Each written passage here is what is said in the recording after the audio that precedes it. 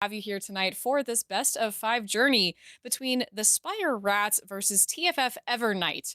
And who will be going on to finals here in the Magma League? Aussie, how are you feeling? I'm expecting today that the Spire Rats are going to win. I think Ooh. that's probably not the hottest of takes. If you've been following this, I've not been following this, so stats-based analysis coming right at you live here on the Colorcaster seed. But last time these two teams ended up facing off, it was a 2-1. So at least I think this Yes. is going to be competitive, but I still think the Spire Rats probably have this one in the bag. I mean, they are first seed for a reason, so gotta give respect where respect is necessary. Right, but I'm going to come in with a hot take. I'm actually going to put my money on Evernight here because they did not get a bye. Had a fantastic week last week in that quarterfinals matchup.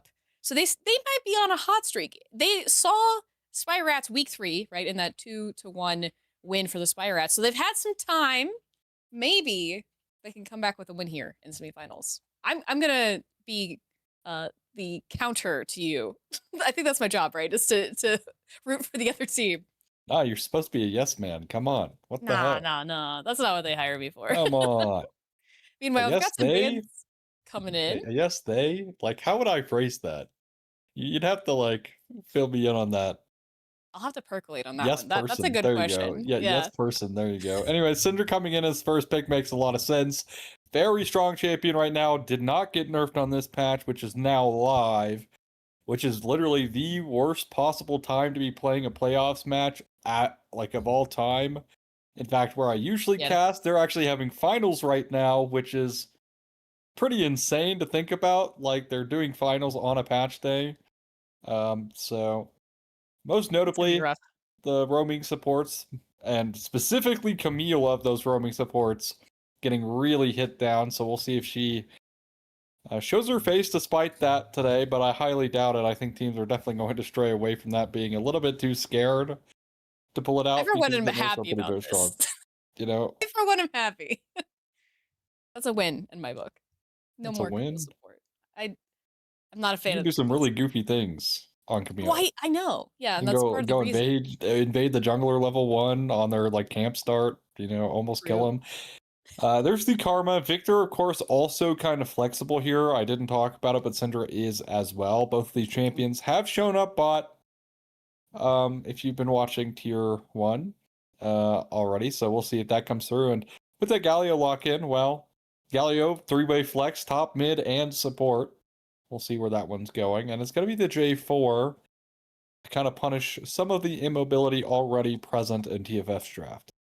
Yeah, so far I am liking the Spire Rats draft here. I do like, there's a lot of CC available here, right, for the Spire Rats. Always going to be good. Karma here, not a pick we see as often, especially with those changes. And like you said, we've seen a lot more Camille in the bot lane, and Camille Karma doesn't really go Karma's way. So not surprising that I haven't seen her a lot, but I am interested to see where that's going to end up here. Xin Zhao here picked up as the return jungler, the answer jungler here for TFF Evernight. And I don't know. So far, I do like the vibe of Spyrites, but Galio.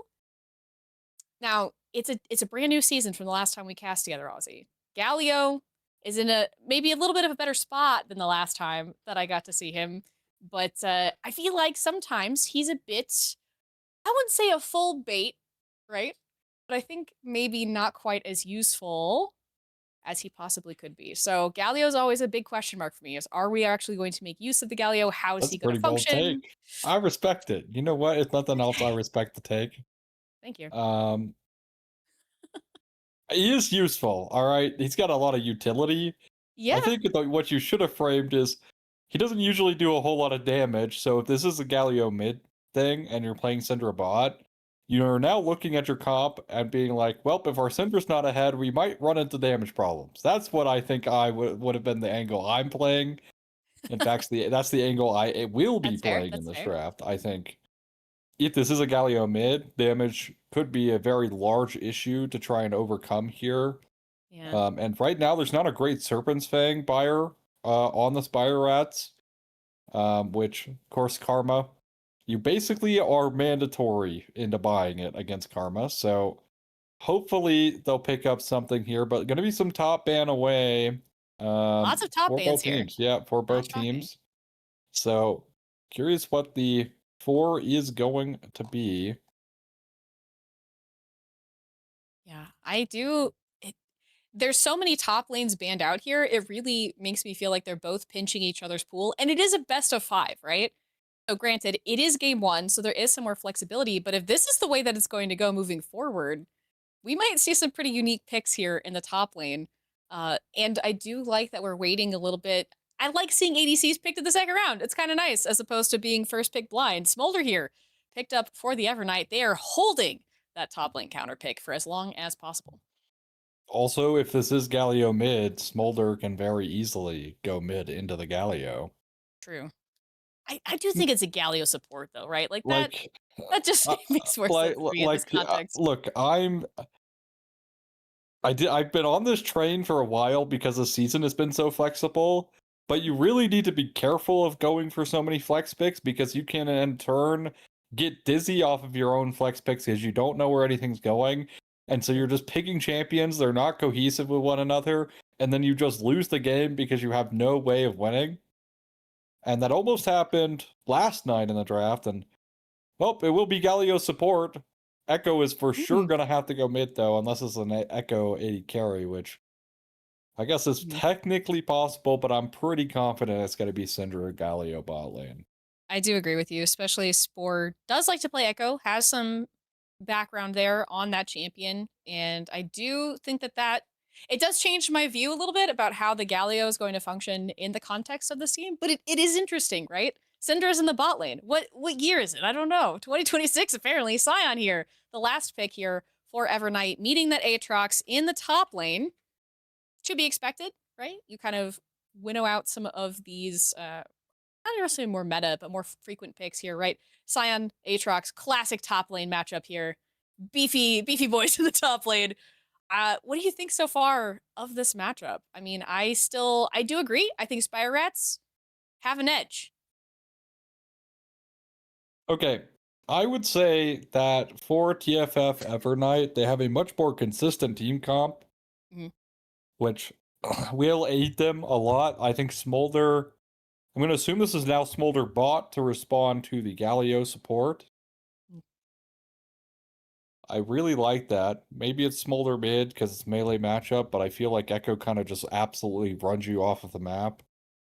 If you do choose to do that, but I think TFF Evernight have a little bit of an edge because it is more consistent here.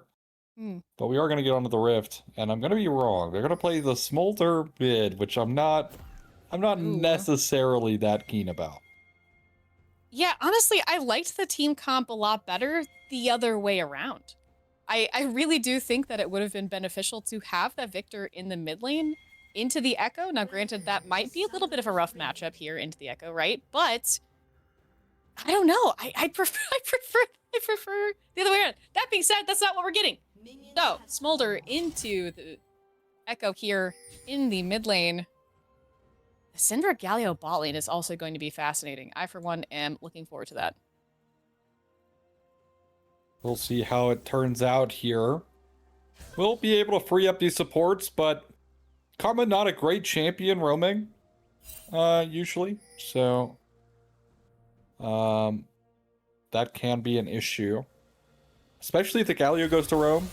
Now, I don't think the Galio is solo killing the Karma by any means, so I guess there's less of that, but still need to be mindful that the Galio will provide better utility on a roam. But that is why you pick these mages bot lane is to get out of the lane. So that's why I'm not necessarily that happy with Karma. I mean, if you're playing a traditional AD carry, like as real Karma, I think it's fine. Because you're, benefited for staying in the lane. Whereas again, mages are so safe on their own that, you lose value. Because you're not, realistically, they're not going to be able to get dove even if you're sitting in the lane. So at least being able to roam and get value across the map usually works out in your favor. But we'll see how it works out in this game. Could just be the Galio sitting around bot lane. Is in the top lane. Small little counter matchup here for the Scion. Aatrox, one of his original counters. Of course, we've seen like the likes of Mbessa. We've even seen Cho'Gath kind of pulled out into him randomly to not a whole lot of success, but it does look good in lane. But level 3 ganks coming through mid. Yeah, not much going to happen immediately, but there is the no. Jarvan who lands on top of the Smolder, unable to get away. Nice level 3 gank here already for the Spire Rats. All right, well, unfortunately, Anthony just doesn't flash over the wall. So gets stuck there, tries to flap away, and also does not create enough distance. Nice little gank there, actually, to set up for good early game start here for Spire Rats, as now the Echo getting a lead is very, very, very scary. Yes. Because Smolder's not going to have any chance whatsoever in this lane because of it. So that hurts. Yeah, that is one thing that and this is a classic Smolder, paradox. Oh, nice in here from Miracle Whips onto the Karma, who does return, does get the root down. The damage follow-up is not going to be enough to get a kill, but will force them back a little bit. Nice exchange in the bot side. But as I was saying before I so rudely interrupted myself, the Smolder here, right? Smolder stacking, always something to keep in mind of. And when you have Echo already picking up an early kill, that does put you behind in what you really don't have any room to lose. Yeah, and now look, J4 on the roam again. Yes, nice taunt there by the Galio there onto the Karma. Jarvan gonna walk away, not able to really get anything out of it, but on the backside there's Xin Zhao, manages to find the Galio from their own triangle bush, flash forward by the Xin Zhao, not quite able to pick up the kill onto the Syndra. Left with about 10 health. Devox here pushing, trying to keep Slayer off the tower. Syndra's gonna have to walk a little bit further back. Oh, never mind. They might want a little bit more here. It's a little bit scary. Insanely greedy, but I respect this. They're not confident in going for the Syndra who has no flash. That's really funny. Honestly, I would have tried to force the dive. Like, that felt so egregious to stick around, but we'll be able to pick up some of that CS. Missed quite a large portion of it under tower there, but was, again, got the XP, which is the most important thing. But unfortunately, their initial engage there just doesn't really connect. They waste 2 flashes to try and pull that one out. And Slayer just doesn't get the flag and drag knockup because of the flash coming out from Devox. So shout out to Devox, recognizing needing to flash early on there. And TFF find a kill of their own as Drake is spawned in now. I'm interested to see if they're going to try and... Who's going to set up for Drake here, right? Miracle Whips. What a great name. On this Galio. Nice taunts already. But with Drake here looming, I'm expecting to see some more fun plays. Now, Miracle Whips is here on the back. Morado is by themselves into this bot lane. The taunt will barely hit the very edge there onto this Victor. It will be okay. They're under their own tower. But the pressure from the Syndra Galio already is quite immense here in this bot side. Mid lane, we did see the Karma roam to mid. Just to get the wave shoved in, we'll put the Echo on a pretty difficult recall here. He's actually down quite a bit, but able to utilize the Chrono Break back. So, does have that. Now, unfortunately, the Hail of Blades did get nerfed, and now gank coming down bot side. Scout of the Week just used. Yeah, Devox is here. They do... Miracle Whips getting double taunt here onto the Xin Zhao and to the Karma. But with the bubble landed, Galio cannot escape. Victor keeping them in place with that gravity field. The stun comes in from Wife left, though, and there's the Jarvan managing to land on top of Devox, but the return damage is too great. Xin Zhao here. Nice kill by Dwami Poppy. Onto the Jarvan. Some of the names taking you out, huh? Some of the names are taking me out, yes. I do apologize, but Dwami Poppy is not a sentence I ever thought I would say in my life, but really well done here from the sides of Evernight, managing to turn that around. 3-1 kills here. A little bit of a gold lead for the side of Evernight here in semifinals. I promise I'll eventually stop laughing. That and Wife Left Me. Fantastic names on the Rift here today. Well, unfortunately, for the Spire Rats, the Syndra just doesn't really have a whole lot of damage, especially finishing power before Unleash Power, and even then, early on, like, their damage output is not that great. So, them trying to go for these plays, when Syndra is doing, like, pebble damage, essentially, kind of not worth it. Kind of not worthwhile. I understand, you know, try to go for that, and of course Miracle Whips does sacrifice himself for that play, but I really hope here that the Spire Rats are able to keep this Echo in a good position, speaking of. Yeah, Karma trying to get that root. Does not land, but Slayer is here with the flag and drag on top of Anthony. The little dragon will be just fine here in the mid lane. It's something else I've been thinking of while this mid lane battle kind of fizzles out here a little bit. Arboreal here, that's over 20 CS lead in the top side. How do you think that's going to play out here as we get a little bit more, you know, deep? Oh, never mind. Taunt here from Miracle Whips. Anthony will be fine, though. The little dragon absolutely can. Fly away. Yeah.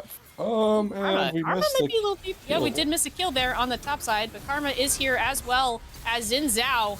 They're going to catch out, but they're caught out here by 3 members here of the Spire Rats. Devox in a world of trouble. More a matter of who gets the kill. Spore here picking up a second in the mid lane. That Echo continuing to raise up their levels, get a little bit of ahead of this Smolder. And I was going to ask a question about the Aatrox versus the Scion, but I think the Aatrox kind of did it. I was psychically connected with the Aatrox. I didn't even know it was going to be a team fight with the top laner until it was. I called it. Hey, look. You were right. Mm-hmm. Dub. So happy for you. Dub. Anyways, breaking down that play in general, I don't really know how Slayer is into ever really dying to them invading like that, but ends up happening anyways. But Anthony with a nice flash away to prevent that play and then stays alive. Actually gotten up to 80 stacks now already into this game, so stacking up really well. Which that is something you're keeping your eye out for, because again, Smoller so bad early, right? Like, he is such a bad early champ. Ooh, Miracle Whips here caught out by a gank here. Yep, 07. 07. Indeed. Dwami Poppy picking up a kill. On to this Galio on the bot side. Poor Miracle Whips. The damage out of Spore already is just absurd. Anthony going to a lot of a quarter health here under their own tower. It looks like Spore setting up for a dive. Doesn't want to commit, though. The wave clear from the Smolder will keep them safe for the time being.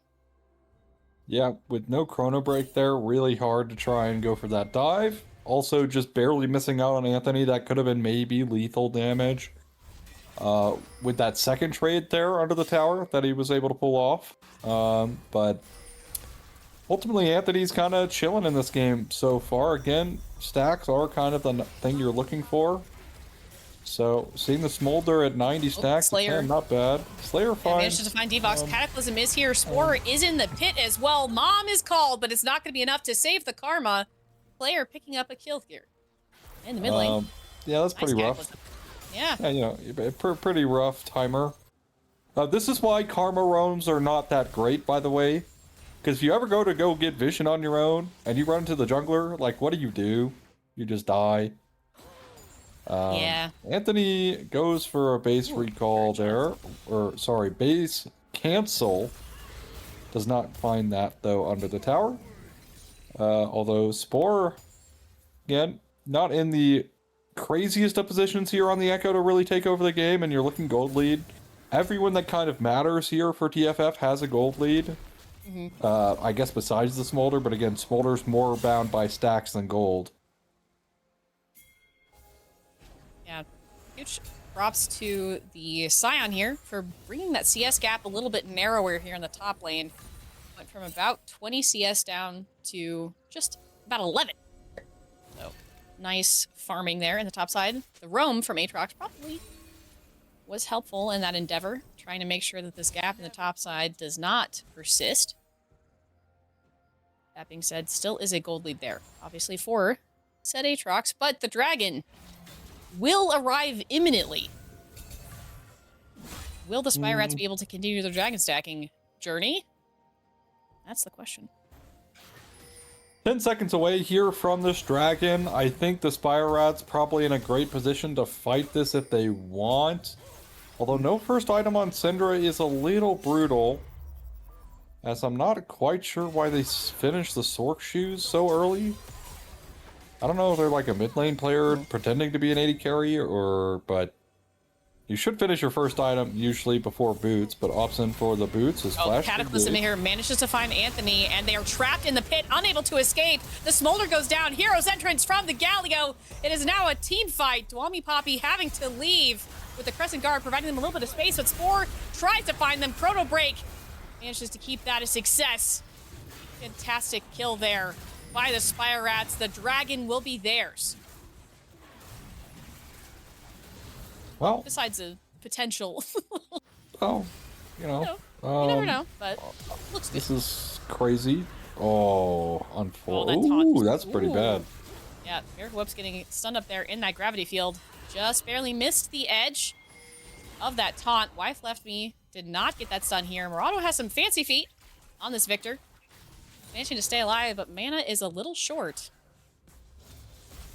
But the dragon does indeed go to the side of Spire Rats. Evox is here to provide a little support, allow their ADC to get a back. But, or APC, I guess, technically.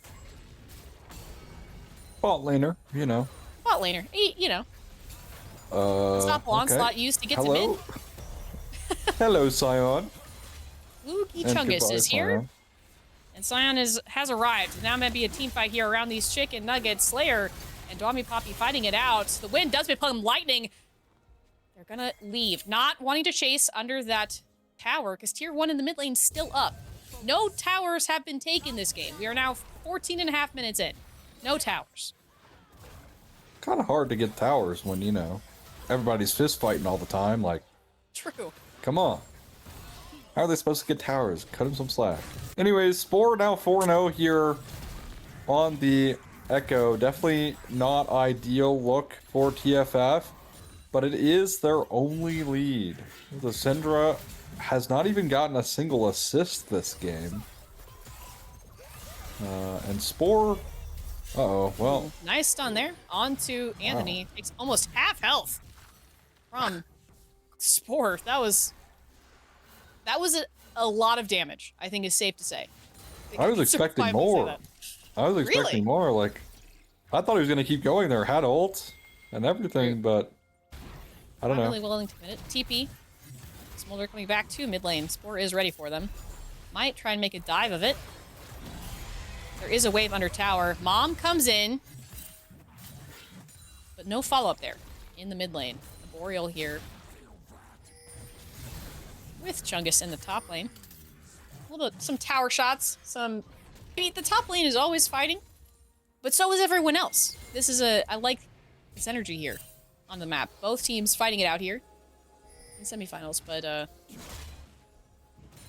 there's not any objectives really. So I'm hoping for some towers, Aussie. That's what I'm hoping for. With Rift Herald up. Well, your wish might space. be answered, you know? Yeah, that'd be pretty fun. Rift Herald great at taking towers, actually. Exactly, that's what I'm thinking. Well, if they're low enough. You know. True. To talk about something, Wife Left Me's Scatter the Weeks have been less than desirable, I suppose. Dwami Poppy is here. The taunt was channeled, but it will not matter. Crescent Guard comes in to keep Wife Left Me off a little bit. The stun comes in from the gravity field. Miracle Whips has gone down. The flash from Karma to try and make sure the root lands, and it does. Wife Left Me falls as well to the victor in the bot lane.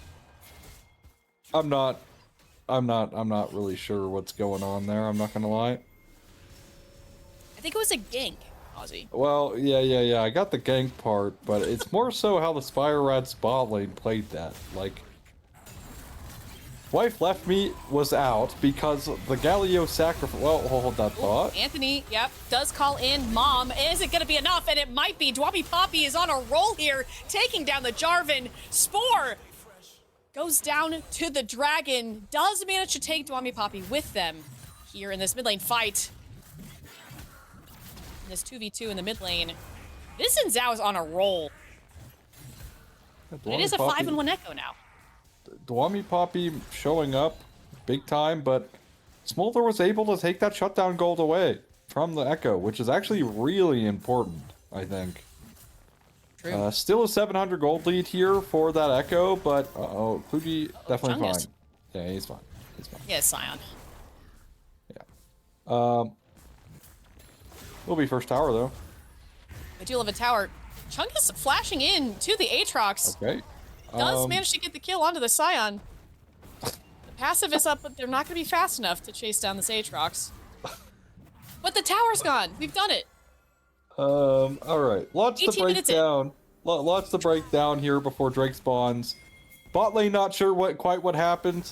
Both of them opting to die, unfortunately. We don't have time. Spore is here. Please. They find Devox on the backside. The taunt lands. Dwami Poppy is on the back end trying to make sure that they stay alive, but they do, in fact, die. Arboreal is here. It is now a team fight.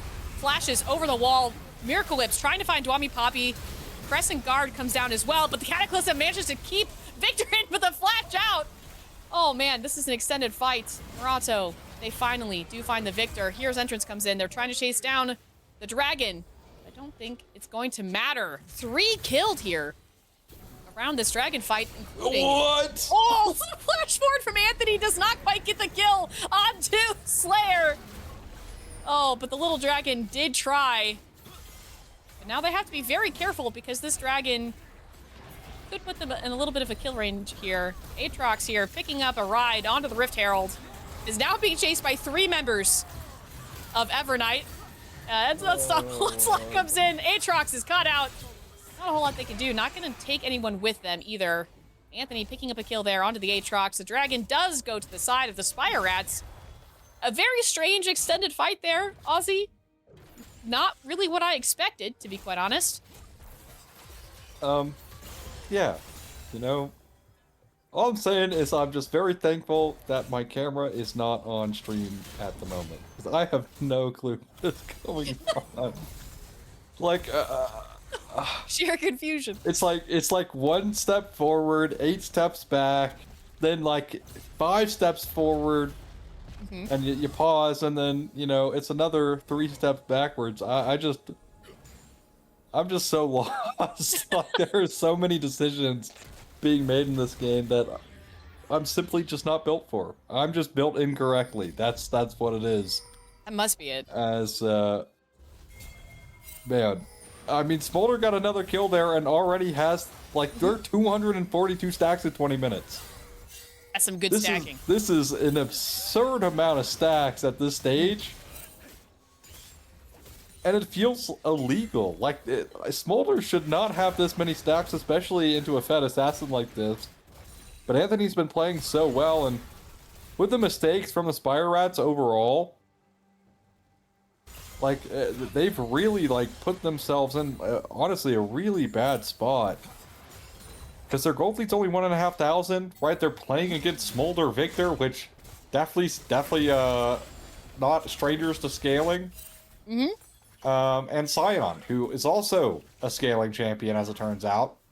And they're going to pick up bot lane tier 1 as well, due to some off-tempo bases there. But, yeah, I mean, the Spire Rats, I don't know, that they're just... comedy of errors, but, like, in the most, like, literal sense. You know? That is fair. It has been a very close game, largely because of decision-making that will... Cataclysm comes down. Dwami Poppy and Devox here caught out. Here's Entrance, lands on top. The Crescent Guard is not going to be enough. The taunt from Galio does land. Aatrox is here. World Ender has been popped, but Slayer's on this backside dying to Smolder.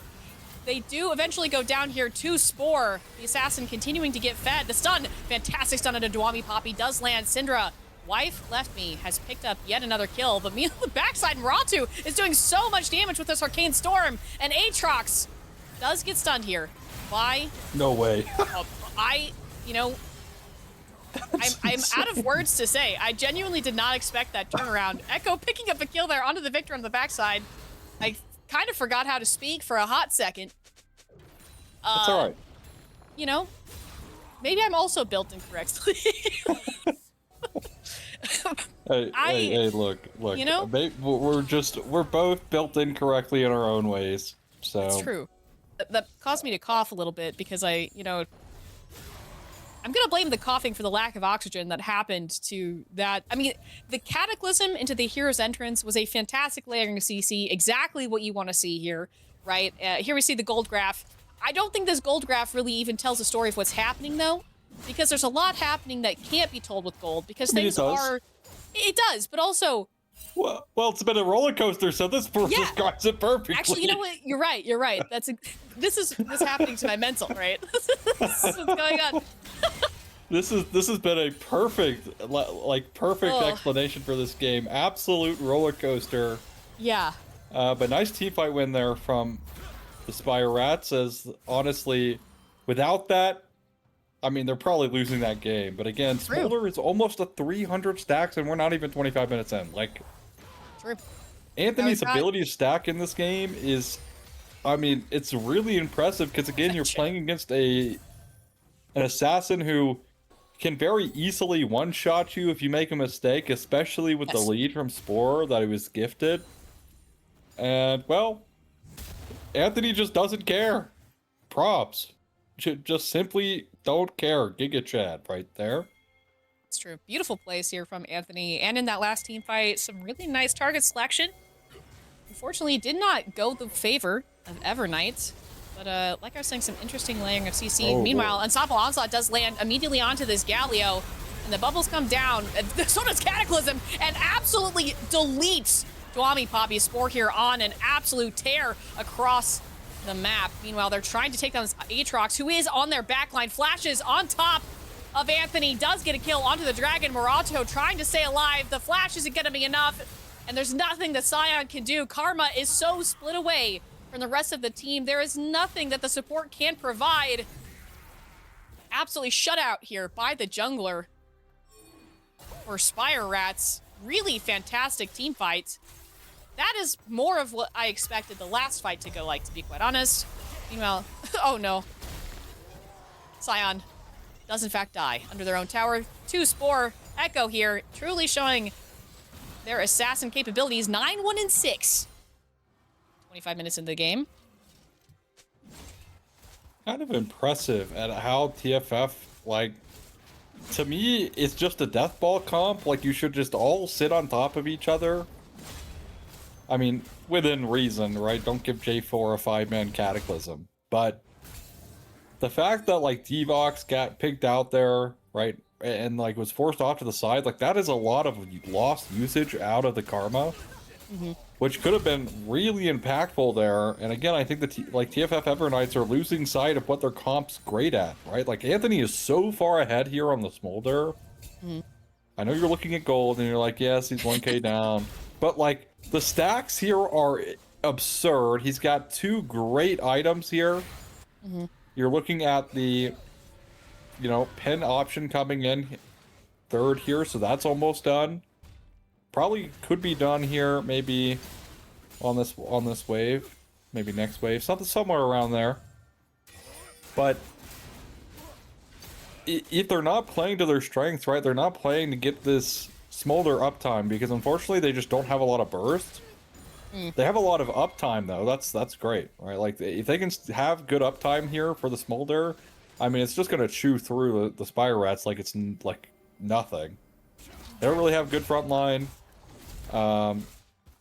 So very easily could just be a pretty easy one team fight, as they're gonna go down mid for this tower. Yeah, they want this tier 1. They don't quite have it. Wife Left Me is nearly by themselves. Hero Enters comes in, but it's not going to be enough to save the tower. Wife Left Me caught out by Dwami Poppy on the back end. Mom comes in as well, and the Crescent Guard to make sure that they can keep that Deathball comp, just like you said. All 5 here are mid. Echo taking the tier 2 in the top side. I do want to point out that Spire Rats did get that last dragon. So they, in fact, have all 4 here already. About 4 minutes left until the Elder. They do not want to press this ARAM. But that's exactly what I wanted to see. I wanted to see more, like you said, of this kind of team comp. Spore took tier 3 here in this top lane. Did not take the inhib. But it does feel like slowly going the way of Spire Rats. I'm seeing... But that was a really good team fight for the side of Evernight. Now, granted, Echo wasn't there, which I do think is the main decision maker in a lot of these fights. That and some of these fantastic cataclysms here by Slayer. Also, a Boreal. Fantastic target selection onto the backside here of Evernight. But that is exactly what you were just talking about, Ozzy. You want to see them working together more functionally. TP from the Smolder. Does look like they want to stop this Baron take. Wife left me. Nice stun here onto the Scion, who's mostly here to be annoying. The Baron has been taken, though, by the Spire Rat, so now Dwami Poppy is on the backside. Oh, they managed to take down Aatrox. Anthony coming in with the damage. We've been waiting all game to see. The Cataclysm lands on a D-Box, and it's not going to matter. The Dragon has all the power. Double kill here for Anthony. They want more. Wife left me. Has to be on the run. Anthony, I think, has a bit of a bloodlust here. Syndra needs to be careful. Wind does become lightning. The stun comes in. Morado here. Victor picking up a kill. Sharing the love, making sure your bot laner can get a kill in as well. But that is more... Maybe did I cast or curse Spire Rats? Is that on me, Ozzy? I mean, that was a really egregious Baron take, I'm not gonna lie. They're trying to do it as if they're so far ahead that the scaling comp from TFF Evernights just can't ever react, which is just obviously not true. And when they're all just like bunched up like that, it's so easy. And they killed the Aatrox so early, which has been kind of the piece for the Spire Rats to even winning team fights has been Arboreal here on the Aatrox, just getting into the back line, killing either, you know, the Victor or the Smolder, you know, by themselves, and then working towards a team fight victory. But if you just eliminate the Aatrox essentially instantly out of the fight, well, it doesn't matter. So props to TFF Evernights finding that play. They shut down a couple Barons there, which very impactful, as that'll stall a lot of that push. In fact, they're probably not going to get anything out of that Baron. I do if actually I had to guess. have a question, Ozzy. Did you happen to see if Spore was at that Baron fight or when they left? Because that's twice now we've seen these kinds of team fights not go in their favor, and it feels like the Echo wasn't at either of them. Spore was there. Spore was there. Spore was there. Okay. Okay. Spore was Good. there, had to ult out, and then they made the call to get out. Perfect. Okay. Because it just felt like where's the Echo here in this equation? But TP here from Aatrox is Aatrox. Yeah, it does look like they want to have a little bit of a team fight. It's going to be okay. Slayer goes immediately into the back lane, does get the Cataclysm onto the Scion. Not necessarily the target that I would choose. D-Box here, nice. Getting the root there off Aatrox, and Anthony coming in with the damage. Mom comes in, is providing a little bit of backup here for the Dragon. Arboreal had to leave, is trying to come back, but just gets absolutely obliterated here. Anthony picking up another kill. The Aatrox is out of the equation. Miracle Whips cannot run fast enough. Wife left me. Getting the space. Oh, but Spore, you cannot discount the Echo, Karma. You can't discount him. Nice pick up there on the backside of this fight. Now, Echo this is Elder, and Echo cannot be discounted here for what Spore is able to do in this particular endeavor. Dwami Poppy, though, does find Spore on the backside. Anthony is here. Spore goes golden. I don't think it's going to be enough. No! To kill Zigzao! Spore! I mean, absolutely showing up as an assassin. Fantastic play. Oh, Wife left me. Does get caught out by the Scion and does die. And the Elder does go to the side of Evernight. But Spore out here hitting towers. I think that's 3 towers they've taken, maybe 4, I think, at this point, by themselves. But, goes golden and immediately obliterates Dwami Mommy in that fight. So Slayer goes in without either of the TPs really coming through. Like, just so early send. Basically put Slayer out of the fight permanently. Arboreal missed basically everything, unfortunately, there on the backline as well. And the thing is like, if Aatrox is going to just dive alone at this point, like, they're going to be able to outkite him. I talked about the damage from Smolder being really high earlier. Well, it's higher now, and also has the arm guard here available, which means they're going to be able to pop that stasis and live for even longer.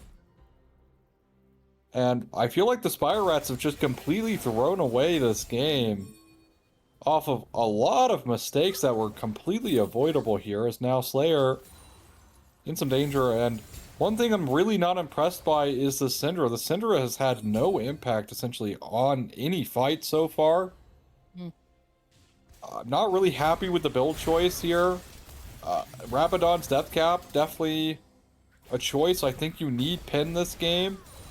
And the fact you don't already have it, and you're building towards an arm guard yourself, delaying that even farther, I mean, just not ideal. And look at this poke damage coming through that they just have no answer into. Sion is here on the backside. Spore does find them, but it will drag them away from this tier 2 that they were trying so valiantly to defend. And they're putting everything onto this Sion. They're pushing. They're not able to. I mean, the Sion just has 4 million health. Taunt does land here onto Chungus. Stun from Wife Left Me, but there goes their tier 2 here in the bot lane. Less than, I think we have 1. Yeah, that's it. I mean, just, what are you going to do? Bomby Poppy here fighting it out with Aatrox in the mid lane as well. A lot of poke damage, and I think that in this particular case, Ozzy, Evernight wins the poke game. Yeah, I mean, you're looking at a comp that needs to try and all-in you with a lot of burst damage, but you have such a strong front line, especially due to build path choices from the Spire Rats, that, like, you already have Echo, so why are you playing Burst Syndra this game? Like, Arboreal might find Murado. Flash. Never mind. Never mind. Rolled under, used for a flash. It happens. Swami Poppy here on the backside manages to find out Slayer. Air's entrance comes in, and the taunt does land onto Dwami Poppy. Meanwhile, Spore absolutely obliterates the Victor, and that's what they need. The Cataclysm comes down, manages to catch 2, but with Mom and Anthony on their side, they do manage to take down the jungler here. Arboreal does go down, not far behind. The dragon is on an absolute tear. Spore here, though. Spore! The assassin keeps doing exactly what they're meant to be doing. Now, don't stand too close. We've seen what happens when you go golden. Or here, trying to get away. Miracle Whip's coming in clutch to make sure that their Echo can get out. Does flash. And use their jump ability to get away, but is it going to be enough? Dwami Poppy on the hunt. And I think that's gonna be it. Yep, Dwami Poppy picking up a kill here onto the Galio, but he did what he needed to do, allowing their Echo to escape. Spore is 13-1-6. I do want to point that out. Just absurd. Just 0, 100 to 0 every time. But it is Spore v9 right now. Like, the J4 is not doing anything. Arboreal can't get onto the back line. And in that fight, Wife Left Me didn't even press ult. Like, had ult the entire time and didn't press it. So, I mean, the Spire Rats are just depending on Spore to carry him in this game. Has been able to find some key picks here, but in a solid 5v5 team fight, they haven't even been able to win those. Even with Spore there, it's just been like getting some consolation kills in trash time, as the Spire Rats now are going to contest this. Spore is coming in on the backside here, and Arboreal is coming in over the wall. Oh, Wind does become lightning directly on top of Spore. They get the kill. Victor! Arcane Storm manages to take down the assassin. That might be the key they need to get this win. Slayer coming in. Cataclysm onto the back lane. Anthony and Murato, but it doesn't matter because the dragon's not trapped in there with you, Jarvan. You are trapped in there with the dragon. Miracle Whip's here. Has to flee, as does the Syndra. And I don't know if there's anything Arboreal can do into this 4-man push down mid. Yeah, and they steal the Baron. That's about it, but I don't think it matters. Yeah. because, I mean, they're probably just going to end the game right here. Yep, diving in under tower. Nice stun, though, from Wife Left Me. Does provide a little bit of space. The tower is heating up. Does do quite a bit of damage. It might just be... Oh, never mind. Sion is here. Doesn't stop a onslaught directly on top of Miracle Whips. There's nothing that the support can do. It is now an Aatrox and a Syndra versus the world. Oriole is trying to find the backside, and they're not going to get the end. So, well played here from Spire Rats, managing to keep the siege out of their base a little longer, because now that Echo is alive, they do have to run for their lives. All right, little catch up here on some snacks. 500 stacks is okay. Oh, I might have lied. World Ender is popped here, and Cataclysm does come down, but it... They're going for the end, there's no way! Going for the end! Wife Left Me and Spore are in the base, and they're No going to shot! take the next...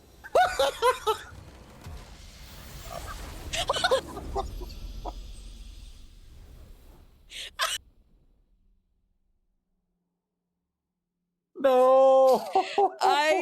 Of all of the possible endings that could have been for this game 1 in semifinals, I can absolutely promise you, with every ounce of my being, never in a million years would I have guessed it ended with a TP to the base.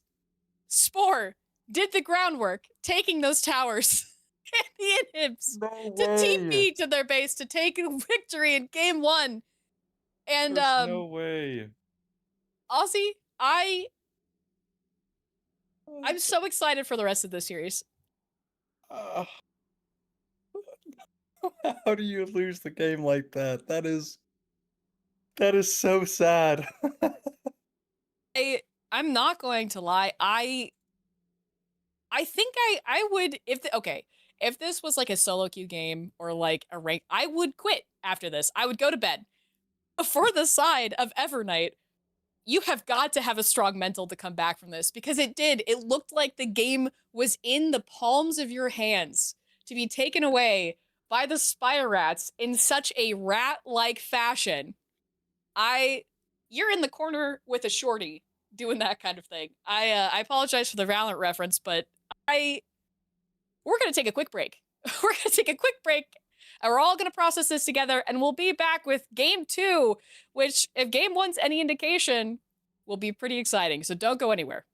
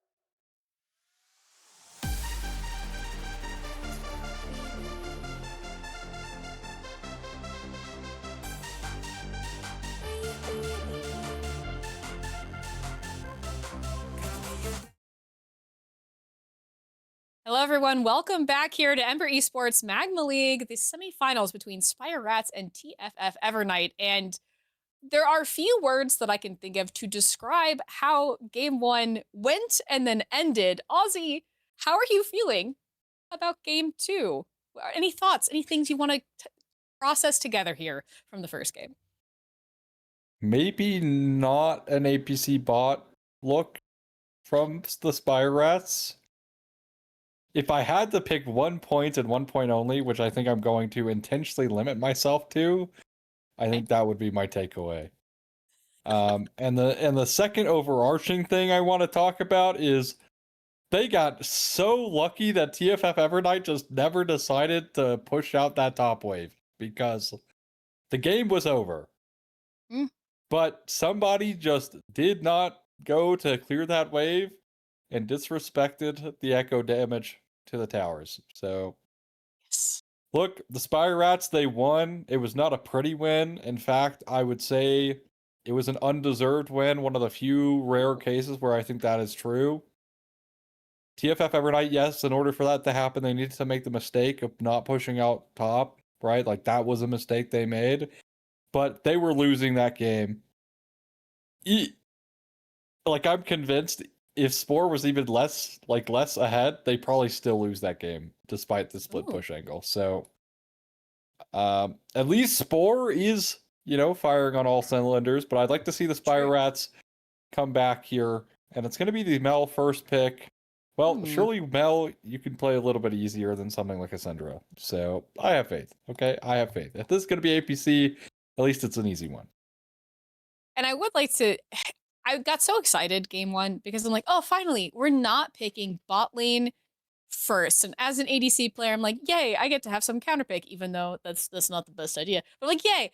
Turns out I was just lied to the whole time. And it is in fact an APC meta here with Xerath here, the return answering pick to Mel, which does check out. Seeing lots of Xerath. I do expect, like you said, it is technically a flex between mid lane and bot lane, but I do expect that to be a bot lane pickup. Leona here, the support for Evernight. Interesting.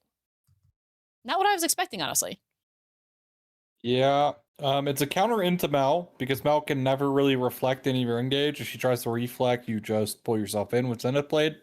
Mm-hmm. So, there's that. Does give you some longer range engage options as well with the Solar Flare, but it's going to be countered by the Braum. So surely, and I'm really hoping here, this is not about to be Mel Braum bot lane, so they can actually, proc the passive of Braum at least once this game.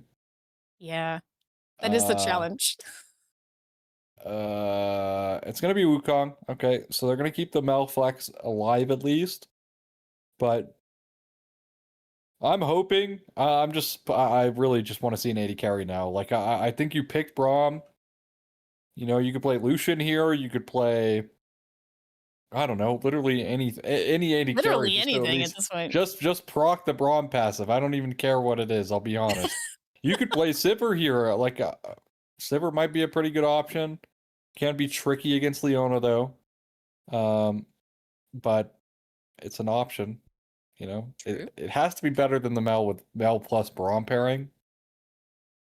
Yeah, not my So favorite, personally. yeah, Yeah. definitely not my favorite. But we'll see how it shakes out. We still got plenty of time in this draft here, as the Mm. Spire Rats are looking at their last ban here. What they're gonna pick? It's gonna be the Yone.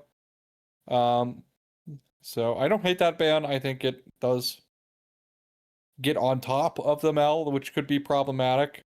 And they don't really have a great answer into it so far.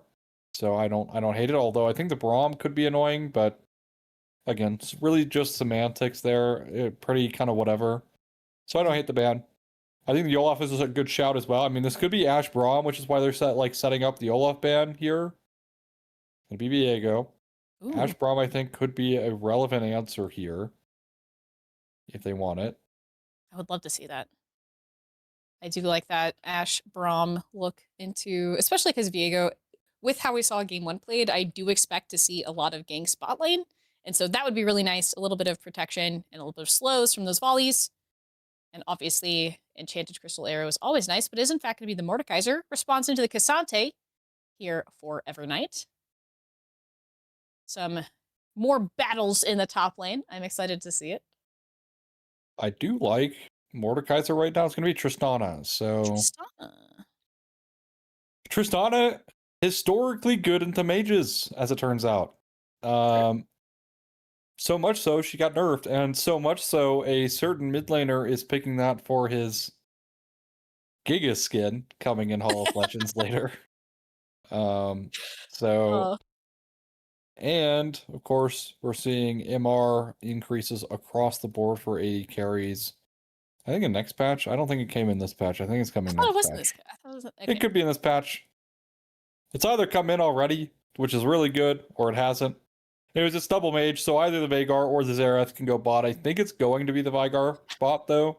Because Xerath can have a hard time getting away from Tristana. Whereas Veigar, you put down your cage and Tristana stuck forever. So. Forever. True. And as we're getting onto the map here, Ozzy, now that we're looking at both teams together, anything sticking out to you?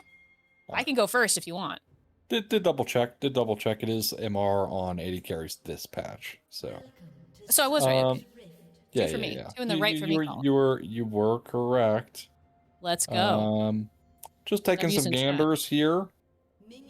What would you like to point out? The thing that I'm going to point out is between Anthony and Murado, we're seeing the double mage, like you said. To me, that makes me a little concerned. Not only because of the little bit of MR buff, right, that you said to Tristana, but with how we saw game 1 go, and how reliant they were on Anthony to make sure that they could do the damage, I worry that we're going to fall into the same kind of trap again. And I feel like Evernight may be a little bit more prepared than they were in game 1 for this particular Anthony heavy-centric combo. Yeah, Double Mage is kind of a risky caveat, but they do have the Viego this time, right? And Dwami Poppy was actually playing really smart on the Zen Zhao last game.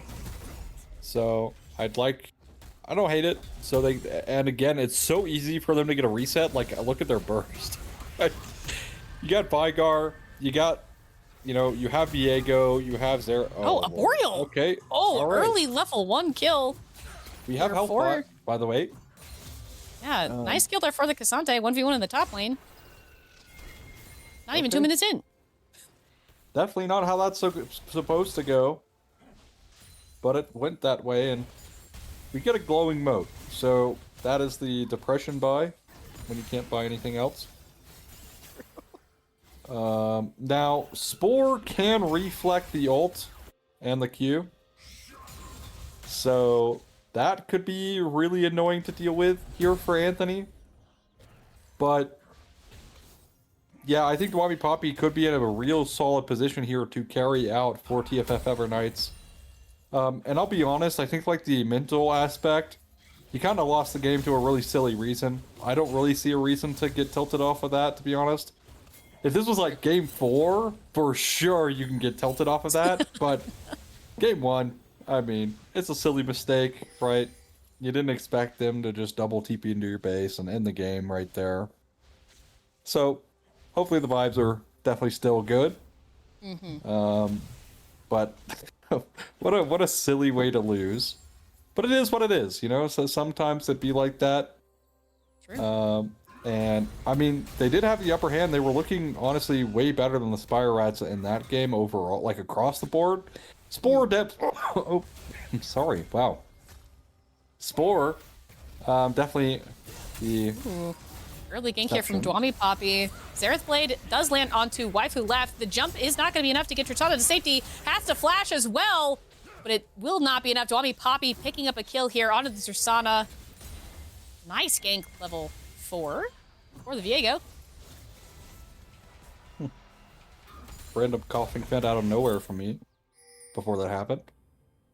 I was just so worried.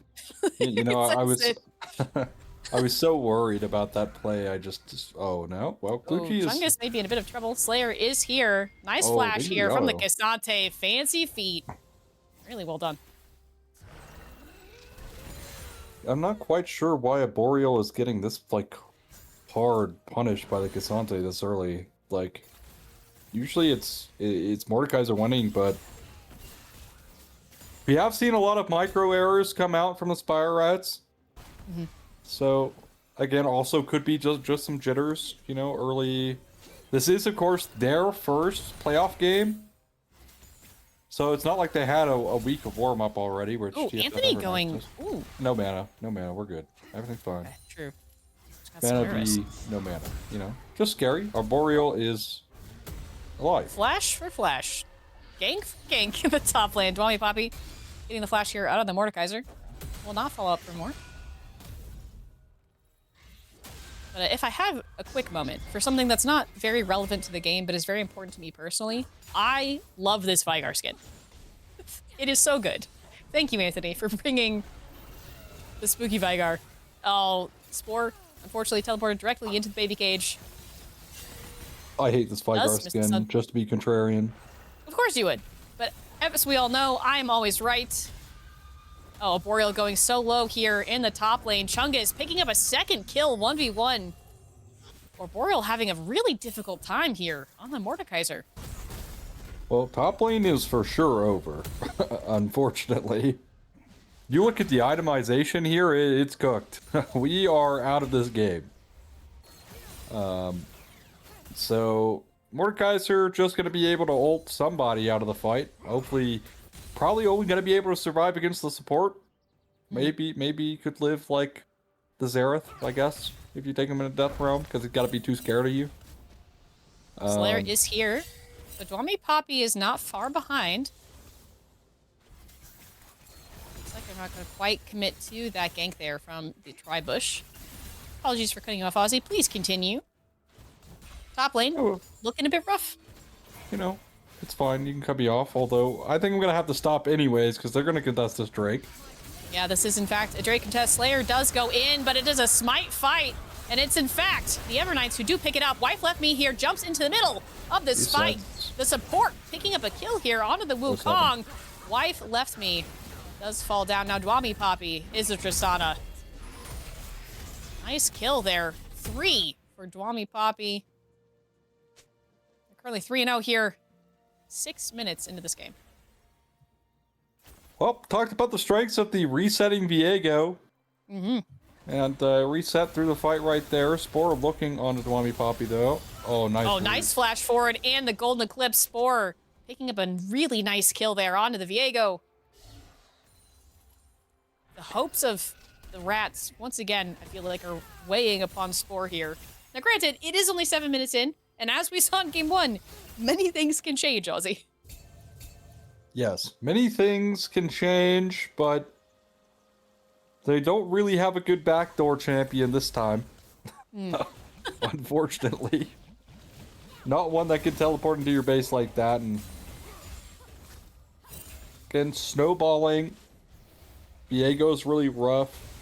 Right, Anthony on the stack champions really stacking well. Like 74 at 7 minutes is pretty impressive. Murado doing pretty okay on the Xerath here. Small gold lead, but a Boreal. Yeah, this lane very cooked. to put it as lightly as possible, very, very, very cooked. As the Xerath just gets to sit all the way under tower, and guess what? He's fine. That's fine. Ooh, Realm of Death here, popped by a Boreal, trying to get a little bit of an edge here against his Cassante. But I don't think Chungus is very scared of the Realm of Death. Does manage to escape unscathed. There was a round trip ticket here for the Cassante in the top lane.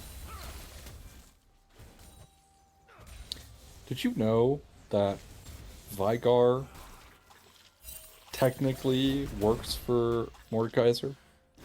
He's so scared of Mordekaiser that he like does his bidding. That's why he's like canonically evil, but Vigar is so bad at being evil that he just does good things. Like a middle manager? Oh, nice jump here from Wife Left Me. Murado has to jump, has to flash away, but it's not going to be enough. The Glacial Fissure comes down, and the damage from the Tristana is enough. There's a Dragon Bits on the enemy team. Dwami Poppy is here along with Devox. It looks like they want to get a kill. Nice jump by the Tristana. Means Dwami Poppy misses that ability, and it's in fact going to be a wash for that attempted gank. I mean, not a bad look there from Dwami Poppy, just barely misses. I think the buffer wouldn't have happened either, so I think might have caught Tristana during the jump. Regardless, still not a bad look from TFF Evernights to try and do something there, but really solid play from the Spire Rats to at least get this Tristana a kill here back into their pocket against the Xerath. Now, something that really bothers me about the Xerath champ right now is if you're squishy and he ults like level 11, you could just die to his ult and you have no answer back. So, I mean, the only thing you can do is dodge, and honestly, a good Xerath player, it is so hard to dodge his ult. So, we'll see if Murado has what it takes. Oh, Anthony may be in a bit of trouble. Nice reflect there from Spore. Is trapped in the baby cage, but is not terribly worried about it. Both mid laners here really a lot more, very even in the mid lane, I think, with almost identical CS here. Do you think that this Mordekaiser is ever coming back in this game? You can be honest. Never say never. Genuinely, never say never. Because we have seen in game 1, a Boreal was really trying to have, and did have in some cases, some success. I'm going to interrupt myself. Anthony here, trying to get a kill. Nice stun from Leona. Quick kill there. 3-person gank in the mid lane. Dwami Poppy coming in clutch as well. But we have seen a Boreal show some really good target selection, so you never know. I do think in terms of laning, it's going to be a really uphill battle, and I'm not sure exactly how they would manage to get a good comeback unless Wukong kind of lives there for a bit. But Dwami Poppy's already up there, so yeah. Never say never. I'm always going to hold out hope. I'll be the hopium person. I will never say never. Exactly. Exactly. That was cursed. Thank you for that. Meanwhile, Chuggas here does all out here on top of a Boreal. Dwami Poppy is here, but I don't think they're even going to need their help. And the Death Realm is not enough to save Mordekaiser. 4-0 here in the top lane. This Cassante on a roll. Actually, so the only real way a Boreal should have lost this lane early is disrespecting like an Aftershock play, because it does reduce the QCDs for Clutchy. But he has Grasp. So I actually am at a real loss at what got him behind so early on. But Spore on some danger. Both junglers are in here. Anthony is caught on the backside by the Wukong with the Cyclone. But both junglers taking each other's mid laners, and Dwami Poppy coming out on top here against the Wukong. 4-1. Golden Eclipse here lands onto Miracle Whips, and here comes the Rite of the Arcane. There's nowhere for this Braum to go. Nice play. Devox here coming back to the bot lane. The Evernights feel a lot more in control here in game 2. Knock on wood. No caster curses here. But so far looking so good. I think that Dwami Poppy might be in a position to just absolutely snowball this game forever. It is forever. not looking great here for the Spire Rats. Because again, you have to think about, like, yes, it's gonna be harder for the Viego to find these like turbo bursts, but guess what? In the background, the Vigar just stacking up the phenomenal evil. Phenomenally evil, yes. And just getting stronger. So oh my lord. When the Viego's gonna have a harder time, I mean, that's when Vigar's coming online. And then it's just a reset show. So TFF, I mean, because of Dwami Poppy's like activity early on, and none of it's honestly, but like it hasn't really gone top. So it's just maybe getting bullied here soon. It should be okay at least for now. Now we're in trouble here if this hits. Okay, we're still fine. We were far enough away. Nice grab there by Arboreal. Dwami Poppy and Devox are hovering here, and it does look like they want this tower dive. It does land. The stun lands onto Arboreal, and there's nothing they can do. Dwami Poppy picking up another kill here in the top lane. Meanwhile, Morado has been caught out, does try to flash away, but the Glacial Fissure does come in, which means Slayer gets on top of the Xerath. And that will be all she wrote there. First kill of the game to the Spire Rats jungle. And that's going to be first tower, if Tristana has their way. Yeah, first tower is nice, but I mean, yeah, Mordekaiser is it's not looking good on the comeback. Oh, nice stun there in the baby cage for Spore. Anthony just caught the edge, barely dodging that root there from the Mel. Now Slayer is here, but so is Dwami Poppy, and it doesn't look like Wukong. Oh, Wukong actually does want those hands, I guess. Does go in. Oh, the damage from Anthony is absurd. In fact, they may be phenomenally evil already. Huh. Well. Again, some questionable decisions happening here for the Spire Rats, and they're getting far more punished for it this game. TFF Evernights again. Dwami Poppy is just running the map. 10 out of 14 kill participation here. The Spire Rats, I mean, they have 4 kills in this game in total. And it's been basically disaster after disaster after disaster. TFF Evernights, I mean, they lost that last dragon, but I can't imagine they're going to lose any more of these drakes, if I'm being honest. Oh, right where the Arcane comes in. They want to take out this Braum. Looks like Miracle Whips, though, will be totally fine. Able to get away from the Xerath ultimate. But Dragon is up in just over a minute here. Anthony? Oh, Anthony may be in trouble. Devox is here. Yeah, Slayer does manage to find the Vigar and use the baby cage a little bit too early. Spore coming out with the damage. And even Devox is not going to be able to save them. Second kill of the game going to this jungler. Things may be shifting in the favor of the Spire Rats. Hey, that's a good find. I think the blueprint of... well... Yep. Well, Arboreal is unfortunately still in trouble in the top lane. Cassante picking up another kill, but Wife Left Me and Miracle Whips are here to try and combat this Cassante. Miracle Whips does flash forward, does get the stun, and Glacial Fissure does land. Chungus may be in a bit of trouble. Doesn't really seem to care, though. Flashes over the wall, but Slayer is there to meeting them. And the chase is on. Wife Left Me is here. Chungus, I don't think, is going to have the speed to get away. Oh, okay. Slayer just picking up that kill. It was a close one, though. Waiting with bated breath. Flash from Devox to make sure they did not get trapped in that Mel root. But nice shutdown goal. Going to the side. Oh, the Golden Eclipse. Spore, once again, coming out with a lot, just so much damage. Absolutely so much damage. The Xerath here going down, which does mean that this dragon is now, I think safely to say, in contest range. Anthony, though, Primordial Burst taking out the Tristana, and there's the baby cage. The stun lands on 3 with the Golden Eclipse. Dwami Poppy picks up a kill there onto Slayer. Now I retract my statement. The Reflect is not going to be enough for the Viego to stop their assault. Boreal is here, but there's the TP from the Cassante, and as we know, the Cassante is very scary. The Realm of Death is not going to be enough to save this Mordekaiser. Chungus is here and on the hunt. Devox here going pretty low from Spore. They're going to chase out the rest of the Spire Rats here. Meanwhile, Dwami Poppy picking up the dragon. Well. Yeah, they're not going to contest, and then Tristana got deleted from the server. And Kluji's not even done yet. Doesn't get the Q3, though, so that will dissolve the play finally. So yeah, even when it's hard for the Viego to really do anything, Vigar is right there. 247 phenomenal evil stacks already.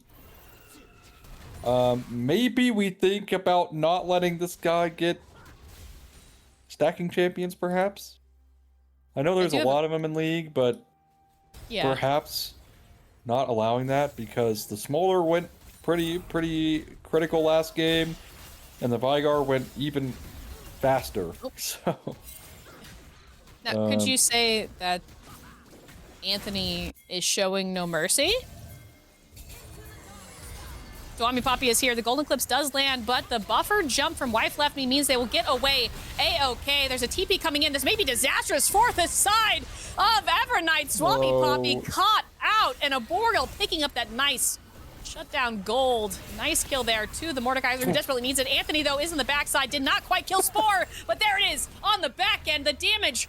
Oh, the double stun from the baby cage is incredible. Miracle Whips here, caught up with the Xerath Blade. Right of the Arcane comes in to try and provide a little bit of extra damage. Not going to get the kill. There it is.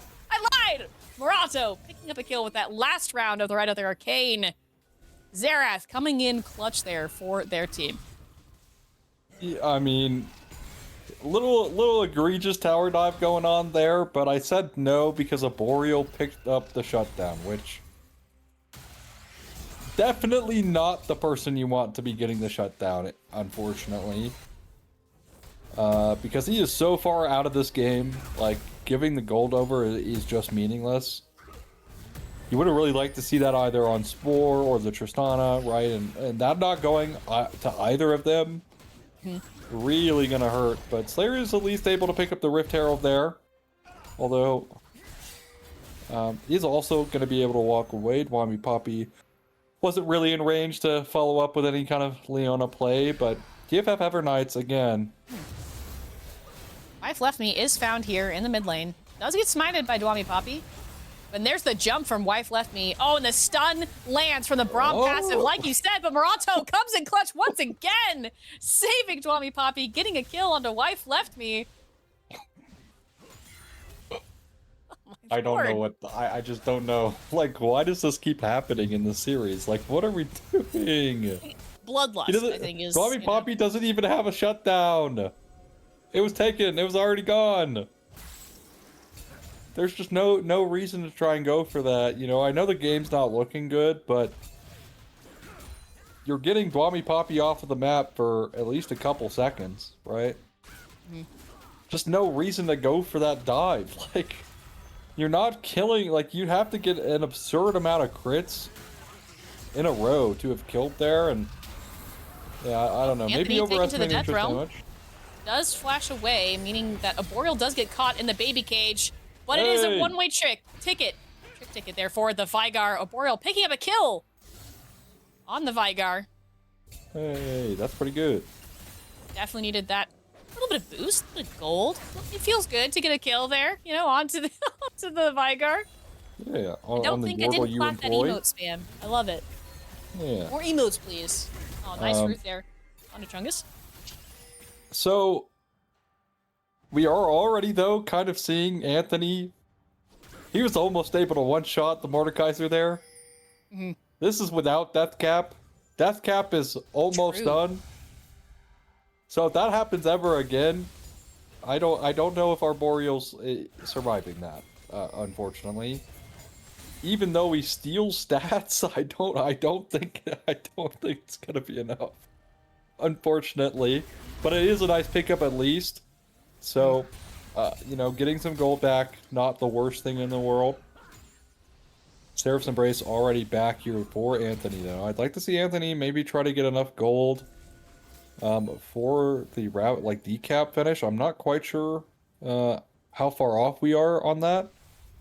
But we'll see. Is gonna TPN, so definitely not gonna have it, at least for this fight. All 5 members are an award, which means Right of the Arcane coming in here from Morado, and the baby cage means they're a little bit limited on where they're able to go, forcing them out from this dragon. Baby cage is such a good ability at preventing. It is, and it's so pretty in this game. Oh, That's the important thing. Walk through that choke. Walk through that choke. I dare you. That's what he says every time. Meanwhile, Arboreal here in a little bit of trouble from this Cassante. We've seen how this one goes. Does get yoinked here by Arboreal, but Chungus able to dodge away from that Spore root. The Golden Eclipse does come in, as does Glacial Fissure at the same time, but Spore not able to get a kill here onto the Cassante. A little bit too beefy here. Does go so low, though, with Arboreal and the baby cage, not able to save them. So there we go. Arboreal picking up another kill onto their, I think, arch nemesis, I think is safe to say here on Chungus, on this Cassante. A little bit of revenge for how the laning phase of this game went. Well, no, No, again, unnecessary fight there from TFF Evernights. You've already gotten the Drake for free. There's no reason to try and take that fight. Clutchy, definitely a little overconfident in the tankiness of the Cassante. Like, you are really far ahead, but if you're going to be 1v5 for so long, like, the Mord will inevitably just ult you when you're low enough. And that's exactly what happened. Arboreal picking up another kill there and finishing out the Riftmaker. So starting to claw his way back into this game. never say never. Although still not in the best of spots. Decap now finished for Anthony, which is by far one of the biggest purchases I'd imagine for anyone in this game. And Spore. Tommy Poppy may find Spore here. They do get rooted here. The Mel is in trouble, though. I don't think the Reflect is going to be able to do what you wanted to do. The Golden Eclipse is not going to be enough to save them. Dwami Poppy picking up a kill here onto Spore. Boreal was here to try and help the Mel. It has to leave. It's now 3v1, 4v1 here in the bot side. Slayer a little bit too far away to help support their Mordekaiser. They do take the Leona to the Death Realm. Evox here, plenty tanky, I think, to withstand in Brazil. Boreal here going down. A little vengeance there from Chungus. What TP's rule in. of League is it that you can't kill Leona? Is that really like rule 3? Like, and one is don't chase Singed. Yeah, Is 2 don't you chase can't kill Leona? Singe. Don't stand in Karthus E. Yes. And then it kind of all just devolves from there. It doesn't really matter. Yeah. If someone does know, let me know, because I would like to know what number it is. Because I think that is a perfect example of Leona is pretty tanky. Slayer here trying to save this tier 1 tower, but you just had to breathe on it. And there it goes. Tier 1 in the mid lane taken. It is 10 to 22 here. 26 minutes into game number 2. TFF Evernights here with a pretty nice hold on the game so far, but some very critical mistakes, maybe showing some cracks that the Spire Rats may be able to take advantage of. Yeah, I mean, the Tristana's not out of the game. The Mel's not out of the game either. But they did find the Mel in the side lane, so that's not ideal. Again, a Boreal utilizing the teleport to try to save the Mel. Didn't work out, unfortunately. Goes down as well. As looking on to Anthony, maybe, but look, Clutchy is on this ward. Uh-oh. Yeah, looking a little bit disastrous here. Anthony maybe cut out. It's 3v1, and I don't think the Vicar is going to be enough to stop you, but Chungus is here. Anthony, having to escape, does get taken to the Death Realm and does go down. A Boreal picking up a kill here right at the Arcane. Not going to be enough to save them either. No kill in return, just taking down the mid laner of Evernights. Yeah, but Chungus may want more. Is the all-out here is used on Arboreal. And the Cassante is unstoppable. D-Box is here as well. The Zenith Blade comes in, the stun lands, and Arboreal falls in the top side. So initially, the TFF Evernights thought they had the trap laid, but it was actually really well played by the Spire Rats. Again, it's an ultimate 1-for-1, but when you are this far behind, you just gotta take those, and you see it as winning. Even though it's technically an even trade, right, you still gotta view it as some kind of win con for you. As another kill, definitely not bad here for the Mordekaiser, starting, again, claw the way back, but still not in the best position here because of how the early game went. Still 2k gold behind the Cassante. And, you know, CS department not so great as well. Looking at a 50 CS deficit. A little bit more than that now. Definitely makes it difficult when we're getting into the purchase power of the top side. And Arboreal, I mean, Realm of Death is always going to be useful, obviously, to take someone out of that fight. But ideally, you do want to be able to survive that. Chungus here is caught out. The Baby Cage does come down, does stun too, but one of them's just going to be a clone. Wukong here. Now, like you said, this is a choke, and that is a Baby Cage. And the stun does land onto Slayer. Have health there, onto The Glacial Fissure does land onto 2. Anthony here caught in the backside of that. Devox is here as well, but a Boreal taking Devox to the realm of death once again. Leona here just has to dodge the Mordekaiser for long enough to get away. Baby Cage providing enough to make sure the damage dealers can't get out. Slayer here does Cyclone over the backside onto the Dragon, but it's 1v5. And Anthony picks up a kill there onto the Wukong. Now it's time to take out the rest of the team. Right of the Arcane comes in, and Spore does pick up a kill, but it's not going to be enough to save them. Dwami Poppy here hunting the Tristana as Braum very briefly. Tristana may be able to get away. Dwami Poppy, though, wants more? Maybe that's a little greedy. Maybe that's a little greedy, yeah. Yeah, figures it out. Thought their smite was going to one-shot cannon for some reason. And try to use the W to go through there. Like, you kill the cannon so your W flies through and maybe you catch Tristana there, but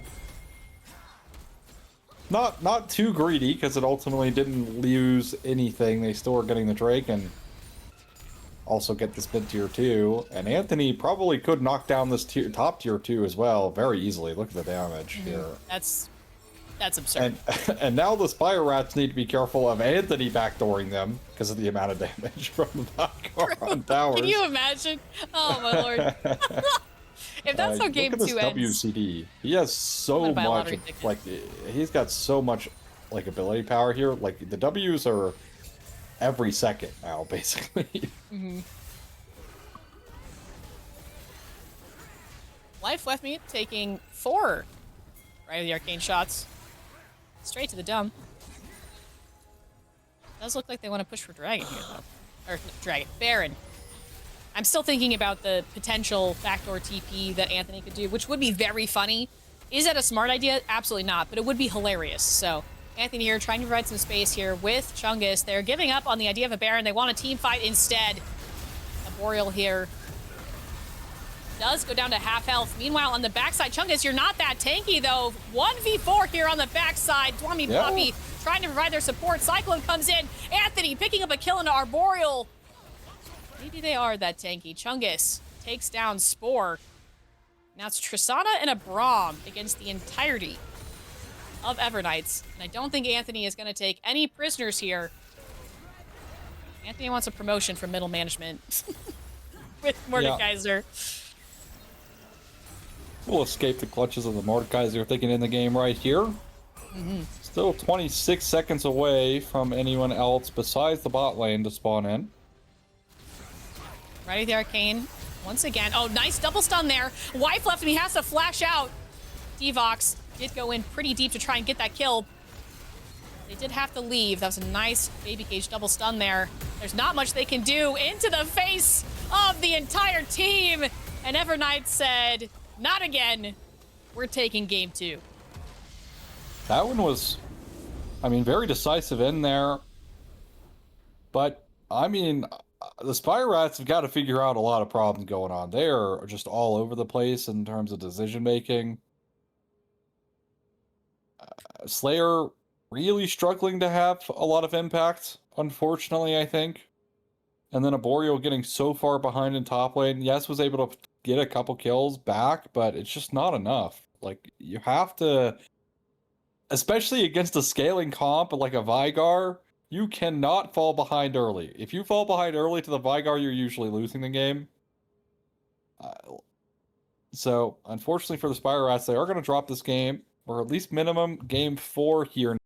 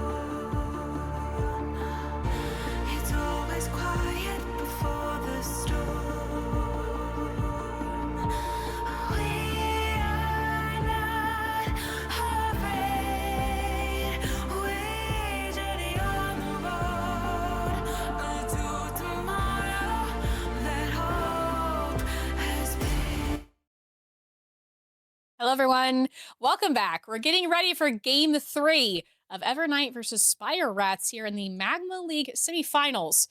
And I will say, a fantastic showing by Evernight, fighting back after a very tragic loss, I think is safe to say, in Game 1 with a very decisive win in Game 2. So as we're heading here into Game 3, I know I can tell you that I am hoping to see another. I love more marksman, personally. I know Tristana did not win last game. However, I love to see Tristana, but Aussie, anything that you are still thinking about from game 2 or excited about for game 3? Weaknesses of the Spire Rats, I mean, it's just so prevalent. They keep making these super weird decisions randomly Hmm. and sporadically throughout the game.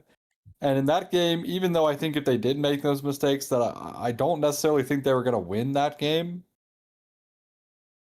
In game number one, that really was a problem because they were ahead and then they started making all those mistakes and, they had to get bailed out by, a backdoor situation.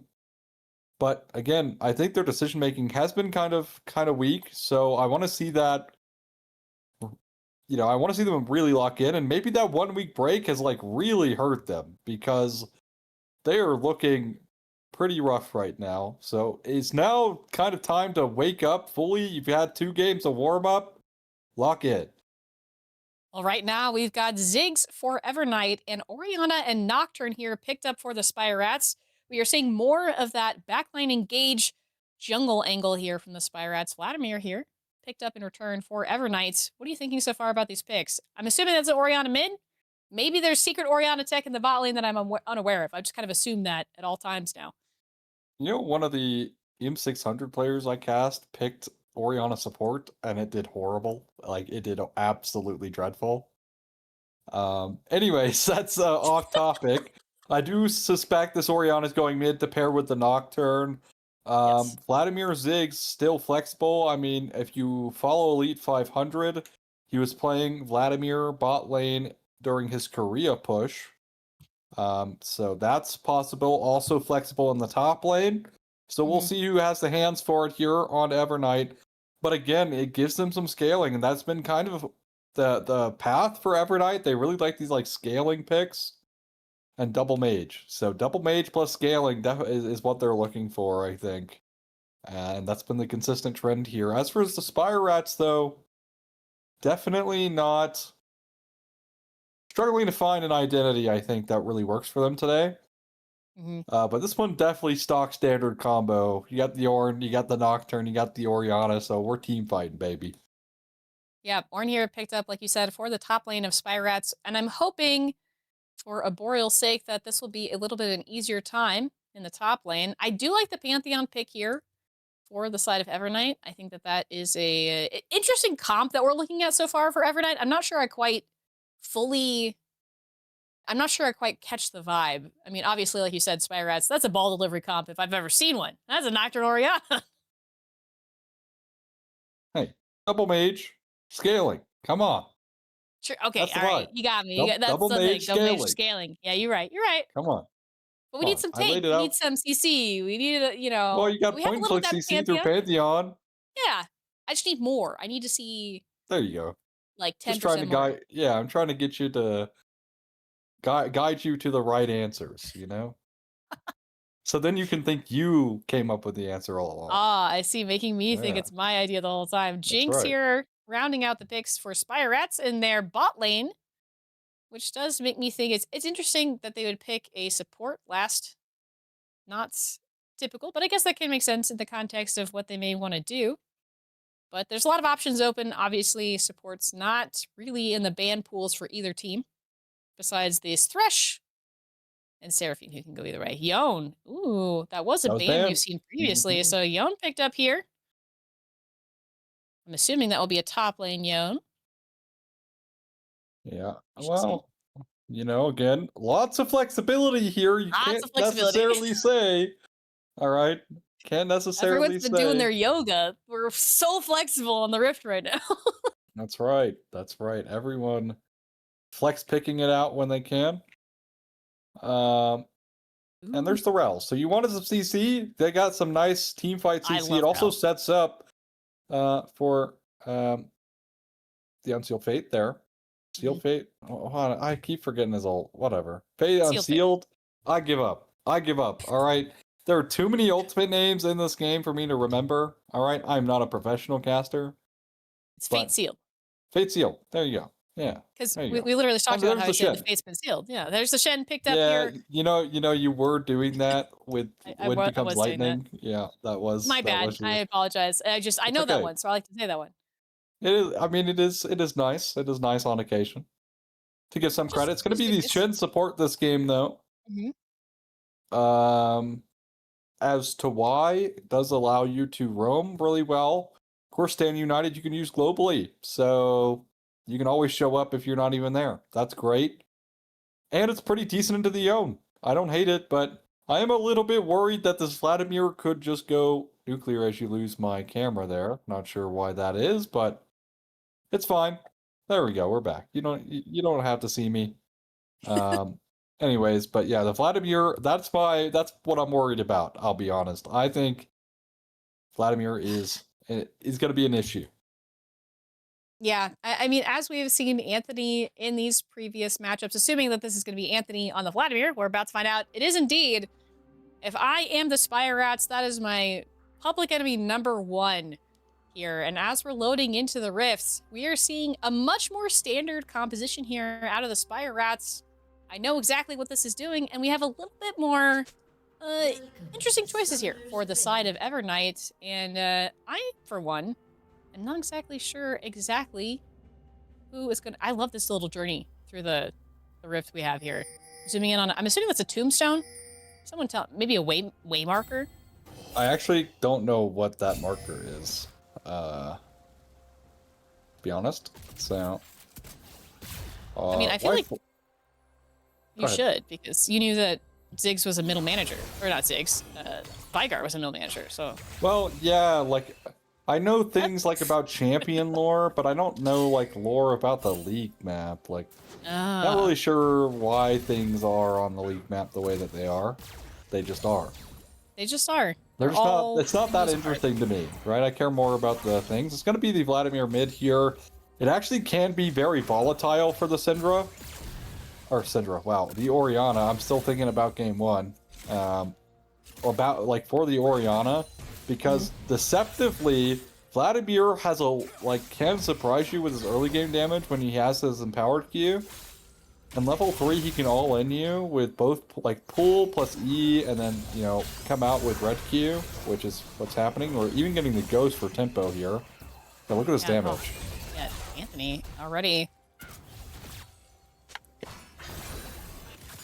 Yeah, Vladimir does scare me as a champion. Very feast or famine. Fun, not really intended, but relevant here. But I am going to be paying attention to this top lane. Obviously, Boreal did not have a great time there in game 2, so I'm interested to see how he's going to play into this Yone, which can be, I feel like, a tough matchup here into the Yone. Nice side step there from Chungus, but does take damage on the back end. So far, pretty okay.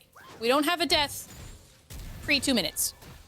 That is true, but also got to remember that the Yone matchup. Well, okay, Yone scaling champ usually wants Bork before he's really like out trading tanks, so he's gonna need some of those. Whereas Ward's base damage is really absurd, as we almost see him solo kill there in top.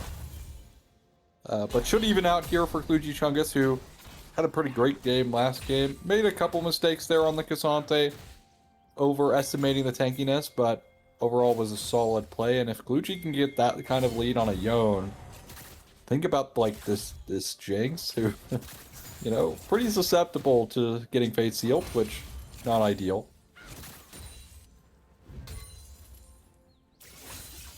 Q3. Gonna run out there for Kluji. Maybe some potential. Never mind. They're just gonna walk away. No, there is no potential at all. They're just gonna go get the spot lane scuttle crap. So it's gonna be a 1-for-1 scuttle, and I'm gonna put the expectation out there already that Anthony is gonna take over this game. That's my expectation. Maybe you've preemptively caster curse it. Have you ever thought about that? Well, damned if I do, damned if I don't. True. I do love a Shen support here. I am interested to see how Miracle Whips wants to play this. As you said, Stand United, a nice option to be pretty much anywhere you need to be. Free TP of a sort. And we have seen Miracle Whips do some really fantastic stuns on that Galio in game 1. Now, the taunt does land here, speaking of which, onto Devox, who is trying to provide some space. Ziggs is low on mana. So, unfortunately for Dwami Poppy, not going to be able to really gank, I think, like they initially intended. Yeah. Been on forward, but Anthony is fine. I know you're gonna see the health bar of Vladimir and be like, man, he's so low. And then he ends up winning the trade. So Red Q is very susceptible. Oh my goodness. Oh, flash forward from Anthony. Oh. Having to flash away.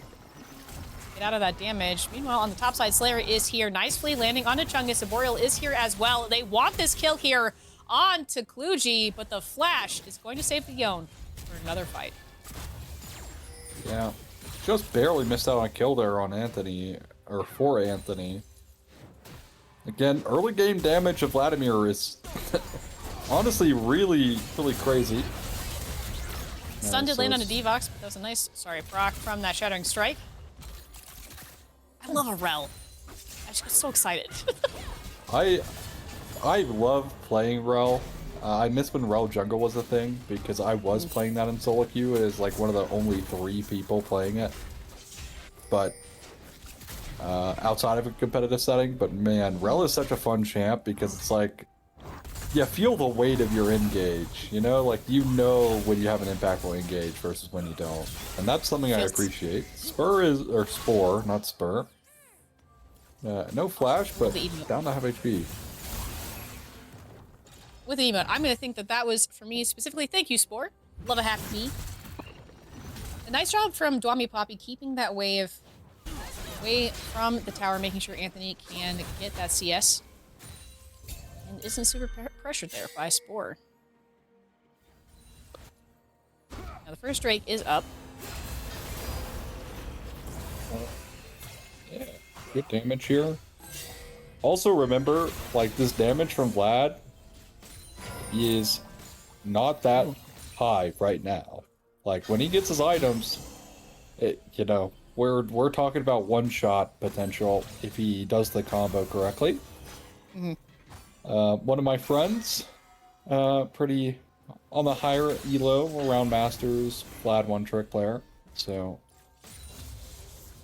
has got me interested in this champ, and the amount of solo kills he's able to get, insane. Is gank mid. Oh, well yeah, played. Grand Starfall, nice. Oh, and just excellently executed. Roam from the support and an excellent ultimate there from the jungler. I mean, that's just textbook. Beautiful. Yeah, I mean, really solid play. Yes, they invested Rel Flash, but who cares? Who cares? A kill over to your Vladimir is certainly a great start here for Anthony. And honestly, Anthony has been a really big highlight here for TFF overall. The Smolder was doing great in that, you know, game 1, game 2. The Vigar was doing great as well. And now Anthony set up to have a great game on the Vladimir here. Spore had a decent game on the Echo. Last game, though, the Mal didn't really hit all that well. Not necessarily think that was Spore's fault, if we're being, you know, honest, but still, nonetheless, not the expectation there picking that Mal's. Top lane gonna be oh, no. Oh, yeah, no. Paranoia does come down, and unfortunately for Fuji Chungus, they were in the middle of their ultimate, unable to really get away. Really nice gank there by Slayer, picking up a fantastic kill onto that top laner. Unfortunate there for the Young. Minor misplay. I think they panicked because I think they wanted to just ult and then they E'd. So they were trapped, unfortunately. Good patience at least by Slayer to not initially go. So that way there was no escape attempt from Kluji. But minor error there from Kluji on the Yon, but we'll be building into that Borg like I mentioned. So again, top lane still not in a bad spot. Should be the Void Grubs though, going over towards the Spire Rats, which is correct. Nice stun there and crash down there onto Miracle Whips. Got half health on that Shen. Not gonna be a lot of follow-up, but is nice pressure. Boreal and Fuji Chungus fighting it out here in the mid bush on the top side. Now, this Yone was banned, so I do have high expectations for what this Yone's gonna be able to do this game. No pressure. Lots of pressure, actually.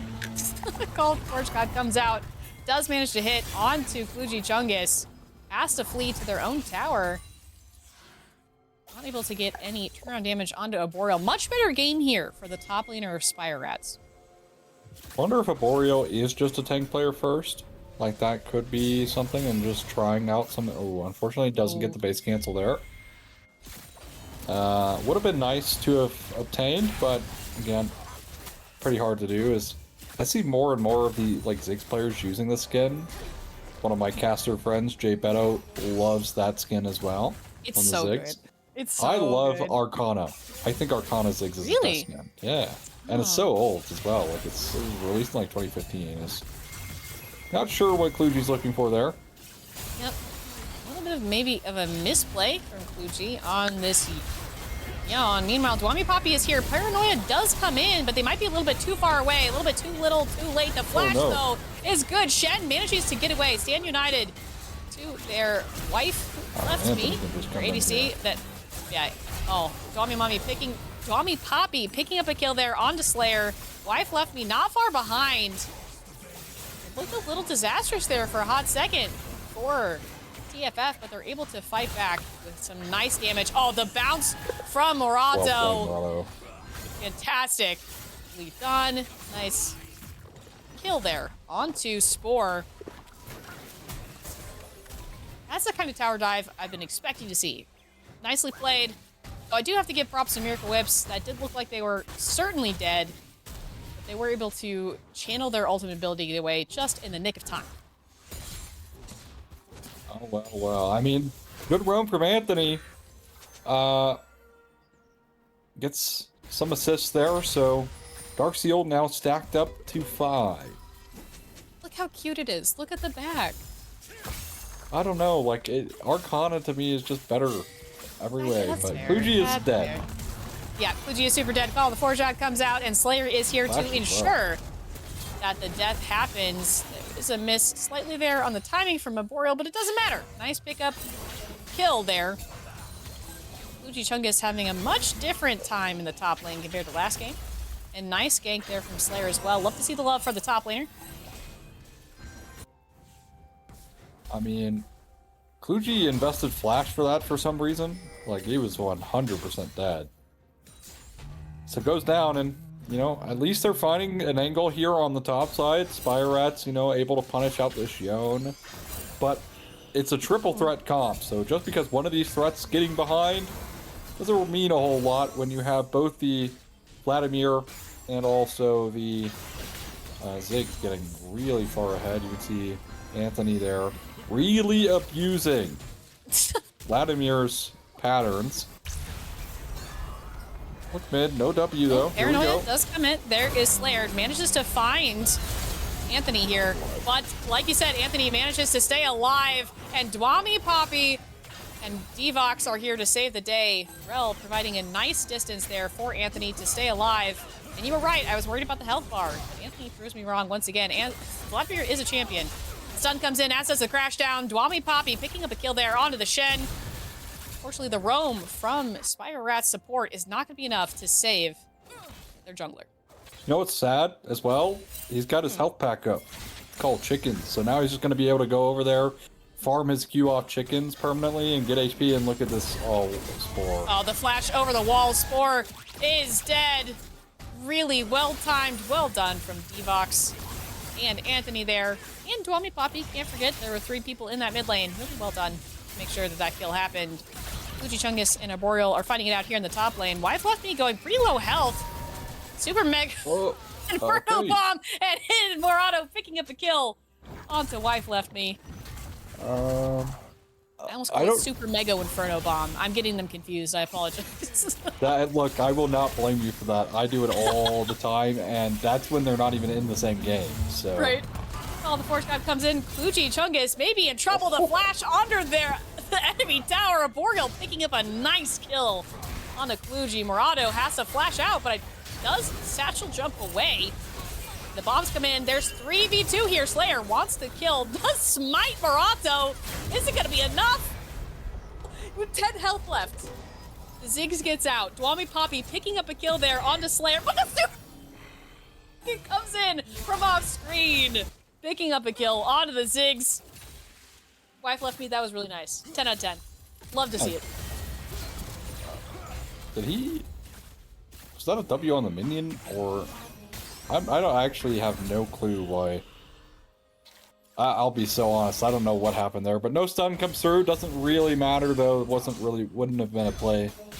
But I mean, at least wife left me trades back a kill. But I think they thought they oh, I've seen this Anthony before. is under tower. Yeah, I've seen that. And before. there it goes. You called it beforehand. Anthony picking up a kill there onto Spore, using the tools of nonsense that Vladimir is known for. It's away just fine. It is so... And Metro's by. There it comes. It's such a bait with how low Vladimir's health bars can be. I have fallen victim to this more than once. Drake here. I think it's pretty safe to say this is going to be a Evernights Dragon. Yeah, and there's first tower. So... Again, triple threat comp. Kluji gets behind. Well, Vladimir and Ziggs are doing great. You can see the over-investment into armor actually here from Arboreal as well. So those mages going to be doing a lot of work against the Orb. And once he starts teching into all of this like MR to try and catch up, guess who's going to be there with, you know, doing physical damage? It's going to be the... Oh no. Oh, Anthony does get bounced out with the shockwave, and there comes the paranoia, but the fools are going to be enough. And Ziggs is going to bounce them out. Nice turnaround play. Oh, Anthony absolutely obliterates Slayer. That's all there is. The flash forward, he wants more. Super Mega Inferno Bomb comes in. I said it wrong again, and it doesn't matter because that's exactly what happens. Double kill for Anthony. Spore here under their tower, very low. Arboreal may be here to try and provide a little bit of distance, but between Deflex and Murado, I don't think it's going to matter. Like you said, not a lot of MR for Arboreal, but the wave will arrive just in time. Meanwhile, Kluji Chungus able to farm to their heart's content, taking this tier 1 tower in the top lane. And without Ornn, I think they're quite happy with that. Catching up in CS a little bit. Can I switch my, like, start of the day prediction, you know? Oh, you're changing. So you're agreeing that I'm right the whole time? Well, no, not that. Oh. I was wrong, but I'm not going to say you're right. I was wrong. With how things are going. Hey, never say never. Weirder things have happened, but I do want to point out, this would be my third W for the day, so that would be pretty nice. Third W for the day? For the day, yeah. I've saved them all for now. Granted, today was my weekend, so I didn't do anything today. So to walk me through these W's, how have you gotten 3 W's today? Well, I think it was a correct prediction. I don't remember what my other 2 were. They were in this series earlier, and I don't remember what they are anymore because my brain can only hold like 2 thoughts, and most of those thoughts are how much Anthony is going to absolutely murder Slayer here. And despite the paranoia coming in, they cannot get the kill onto Ziggs. Anthony is in the front line, but the Super Mega Death Rocket's a little bit too late. Arboreal picking up the kill there onto the Ziggs. This may be a little bit of a turnaround and a little bit dangerous. Dommy Poppy here finds the Shen in their chickens. You can't discount that Orianna, though. They are still scary, but they're on the hunt for this Ornn. Dommy Poppy. Oh, and there's Kluji Chungus on the other side. They're going to find the Ornn. It's 3v1, and they're not going to be able to get away with that. Please buy the the Medrise is here. We got 22 stacks. We are almost full book here. Novel almost complete. And it's going to be Riftmaker second here. So you usually have a choice on the Vladimir of 3 items to go second, besides Medrise if you're ahead like this. It's Riftmaker, Void Staff, or Death Cap. So we'll see what happens third. Because again, you know, buying the Medrise does put you behind on gold a little bit, but with the amount of kills, I mean, it makes up. It definitely pays for itself. It paid for itself right now, that's for sure. As Anthony does utilize the pulls a little early, they might be able to look onto a collapsed top side here. Very greedy stay, although, I mean, as long as Anthony doesn't auto here, he's going to be fine. And Boreal does get the knock up here. But nothing's going to follow. It is 4v4 here on the top side. They do want to fight here. Anthony does use the pool. The paranoia does come down. Anthony may be in a bit of trouble here. Has to go into the back line. He does pick up a kill. Dwami Poppy gets the Nocturne. Not able to find that ball delivery system they were looking for. Call the Forge God. The second recast misses. Boreal unable to complete. That's ultimate. Oh, there goes the Grand Starfall. Manages to find Miracle Whips on the backside. Spore is just caught in between a rock and a hard place and does fall to Anthony, who is just a terror on the rifts. Yone, like you said, pushing in bot lane. Right left me. Well, Fuji is out as well.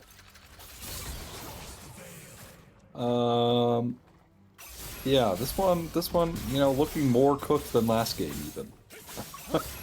More cooked. More cooked, which definitely not what you want to see here if you are the Spire Rat fans, because, I mean, Anthony is just unkillable. He can waste up you, goes down to like 500 HP, even less than that majority of the time, but they just don't have the finishing power. Every time that they try to punish Anthony here on, he's still able to get his Q off, right? And it's the empowered Q, so it's able to heal him up so much off of his missing HP that he just goes back up to half HP, and it's like it didn't even matter. Like he started the play at that HP at that point. So struggling here are the Spire Rats, although maybe they just need one Jinx reset. Like that's what I'm putting the game down to. One Jinx reset, maybe you can come out on top in one fight. True, because the Jinx, yes, not bad.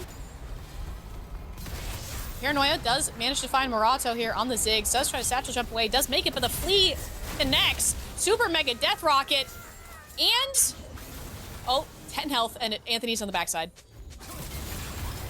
The smite was used to try and kill the Ziggs. They do eventually get it, but does die on the backside with the help of a tower and of Vladimir.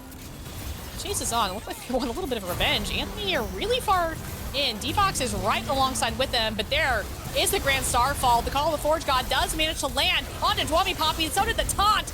Wife has left me, does get the reset, just like you said there, onto the jungler, but is it going to be enough? Anthony dodging the tower shots, is on the chase here for the Ornn. Yone showing exactly why they still need to be feared, picking up a kill there onto the Shen underneath their own tower. Their soul was unbound. They managed to find a kill. Oh, Boreal's just running. Really is this? Can someone play Yakety Sax in the background for me? That would be ideal. Anthony is still chasing, and he's still. Kluji Chunkus is here as well. They want the kill in the Ornn. Yone gets the kill. I think if I was Anthony, I'd be a little sad. I mean, you really went all in for that. I would say all in, didn't flash or anything. Like that's true. There were some restraints on that chase. They chased them nearly to the ends of the map. A little bit of a ring around the rosy, as it were. Baron here being taken by Evernight. The Death Rocket tanks by Anthony.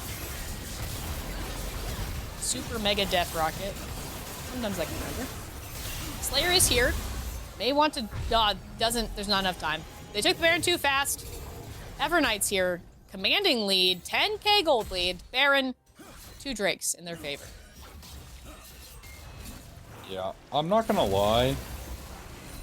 I mean, the Spire Rats, I really don't know what they can do in this game. They need to hold out for so long. Like, Jinx needs to basically be full build, and it doesn't even matter, because the biggest factor for Vladimir is having summoner spells. If he has Flash Ghost, your backline is just dead at this stage. If you can find a fight where Anthony doesn't have Flash or Ghost, then maybe there's a opportunity for you to try and win some kind of fight off of a Jinx reset. But we're in the territory where the Spire Rats get ace, the game's over. Mm-hmm. In fact, they don't even need an ace. They just need to kill like 2 people, and the game's probably over, and it's probably going to have to be a wave clear here. As Anthony, look how great. Like, look at this. Oh, Anthony. Yep, the taunt does land, but I don't think it's going to matter. The pool comes Look, out. he almost killed Taunt Bo5. comes down, as does the paranoia to try and keep them safe. But on the backside, the taunt does land. Rel has fallen, but Kluji Chungus is way in deep into their base, trying to get a kill, and Wife left me. Wami Poppy flashes under tower. Grand Starfall as well into their base. They're on the chase now for Spore and Wife left me. But I think they're going to say, fine, run away. We'll just take your base instead. Wami Poppy doesn't want to let it go, though. The bloodlust is real here for the jungler Doesn't want to let Evernight. it back, which is smart, because they're going to win the game here if they don't get back. The decision to split up is the smartest one, but they're going to lose the game anyways. Yep, down to the wire. Miracle Whips is here, as is Spore, but is it going to be enough? Kluji Chungus ignoring everything, getting the Nexus, and that is it! Game 3 going to the side of Evernight in an even more commanding victory than Game 2. All right, well, I'm just going to throw this out there.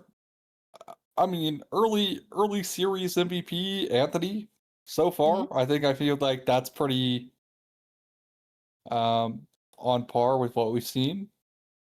The Spire Rats, they have got to figure something out. Like, they even, like, this was a standard comp. The Ornn got a lead, but Spore on the Orianna was just getting bullied by the Vladimir. Bot lane managed to do nothing.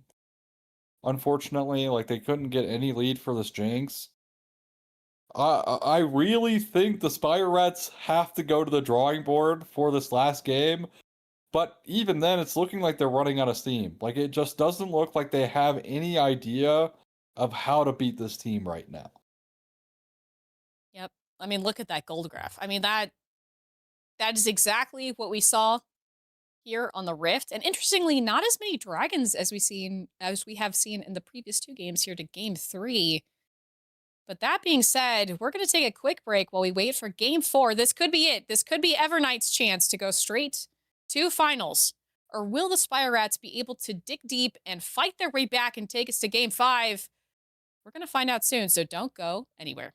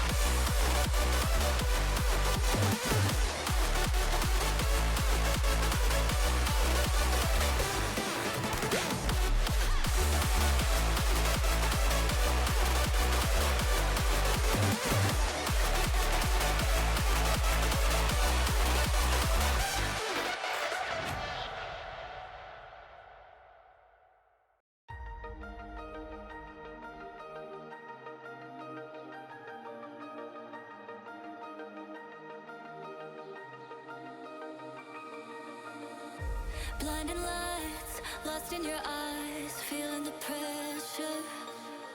You and I, spending the night, chasing forever.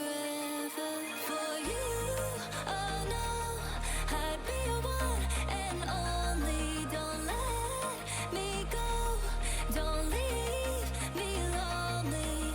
Say you'll stay through the pain, say you won't go running. Let me in through your veins, get off my loving.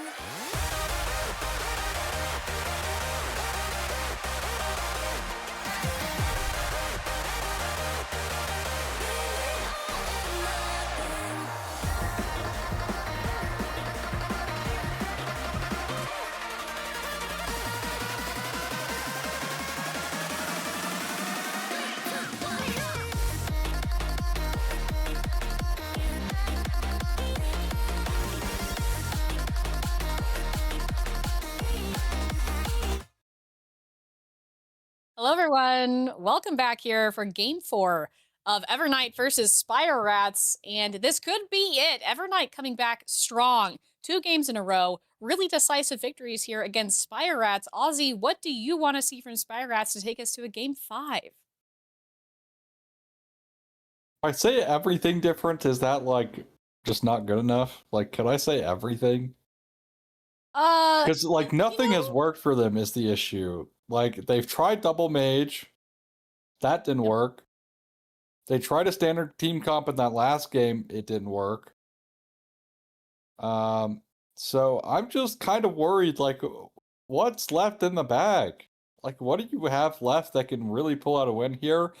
Maybe the answer is like Fearless comes into clutch, right? But TFF, I mean, they've already played a best of 5, right? The Spire Rats having a bye, they've not been able to play a best of 5.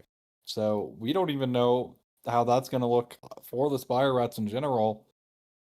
And TFF Evernight, I mean, they did 3-0, so they didn't really get pushed either to Game 4. This is the first time either team has gone this far in their playoff run, but still, I mean, Evernights are just looking like the better team by a mile. Like, it's night and day between these two teams right now.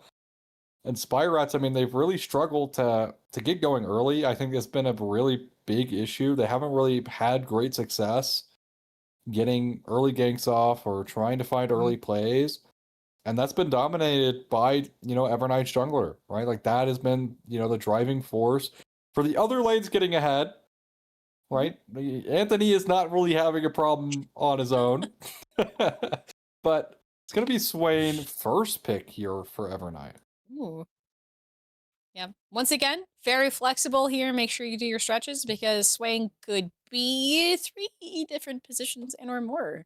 So interesting first pickup here for the side of Evernight. And like you said, there is some special sauce that comes with once we get to Game 4, right, of a Fearless season, series of how many champions do you have left that you can play competently, right? Like, is this something that Spire Rats have in the bag? The Lucian coming out here with the Melio, standard bot lane composition here.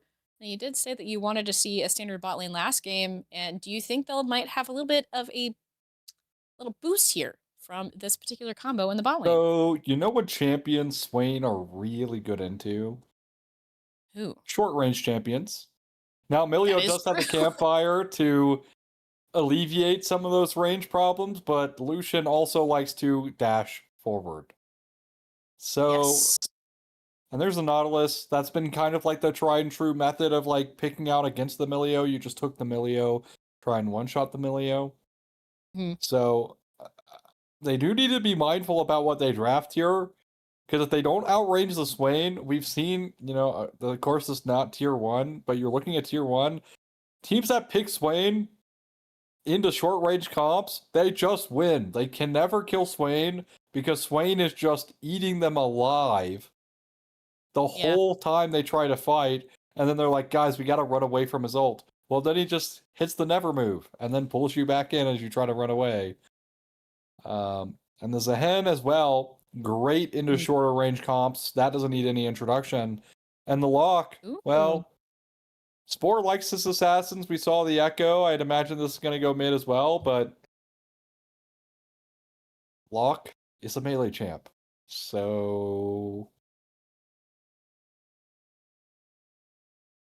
yeah. I hear that you're scared. You're Yeah. scared for the Spire Rats. That's the Yeah. feeling that I'm getting. I'm personally excited. This will be, I think, the first time I've cast Locke since he was released. So I, for one, am excited about that.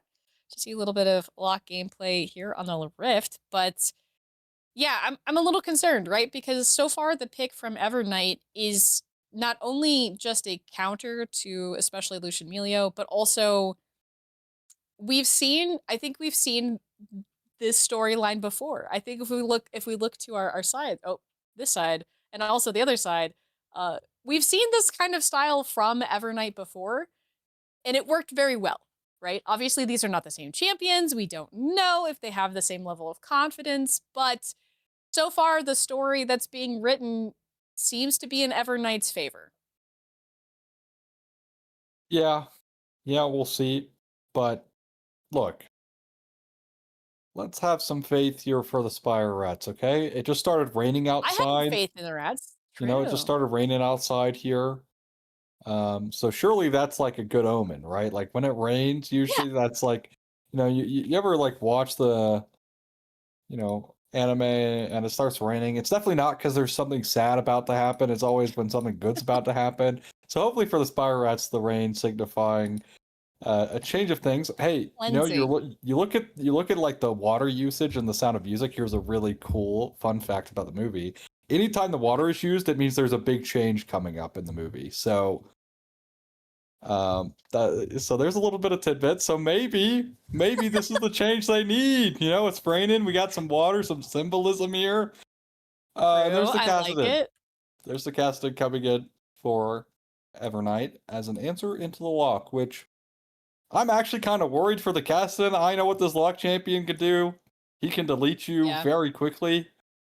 And that's even worse if you're a melee champ. But if this Cassidon can scale, which, hey, by the way, double mage, scaling mage mid, it has done wonders for Evernight. So we'll see if they can Where have tap we into it seen one that more time. before?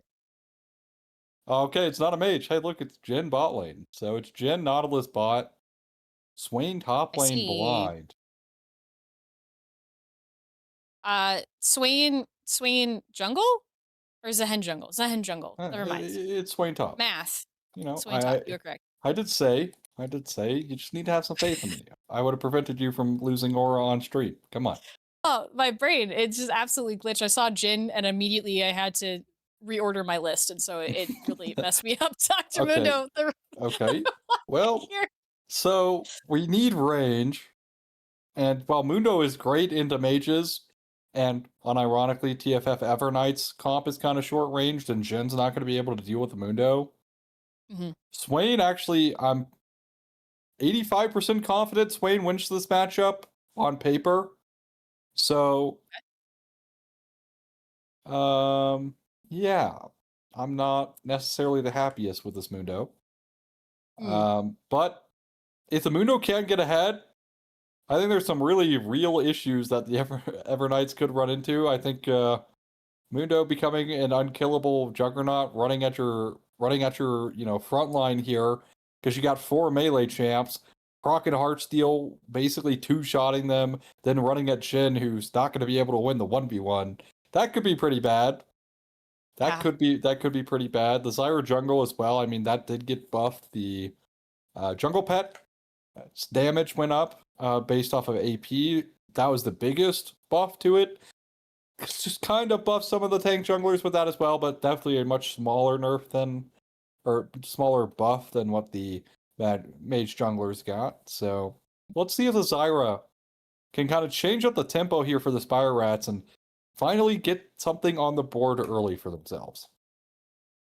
Yeah, the thing I'm most concerned about from the side of Evernight, I think we were casting, I think this actually happened 2 games in a row, where the Cassidon is picked, but Cassidon is so feast or famine, like way more than Vladimir, right? Completely reliant on hitting that, level 16, right?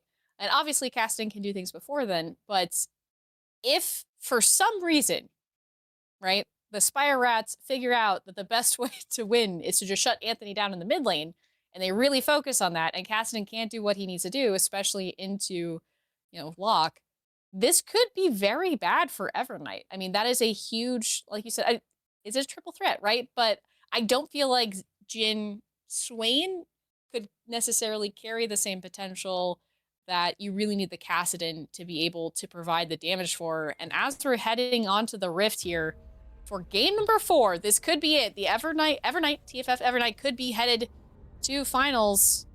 But I don't know. This is looking like a close one. I feel like the draft that we're seeing here from the Spire Rats may be the key to going to game 5. We'll see. Spore on a melee ranged assassin, that could be something to look at. And it's Jin jungle. Are we serious? I want to point out, in game 4, we're jingling. Oh my god! What a I don't have to change my list. 4th W of the day. Game, I mean, props. So let me break it down, because I know I have the inside track about this that you don't have. Yes, please. Jingle actually has an absurd clear speed, so it will keep up with the Zyra if Dwami Poppy knows how to do the clear. I have the start E. Faith in Dwami Poppy. And we'll see. So you can actually see on parity with the Zyra clear already, by the way, which is absurd. But that is Jingle. It's so weird, but that's so again, a not very relevant but important thing to me here is Miracle Whips. You're missing the best Melio skin. But TFF have some of the best skins for both of those champions. And, that makes me a little sad. Level 2. That's true. Wife left me going in. Morato taking so much damage here. Miracle Whips providing some nice buffs with their cozy campfire here. Morato, really good job. Needs to...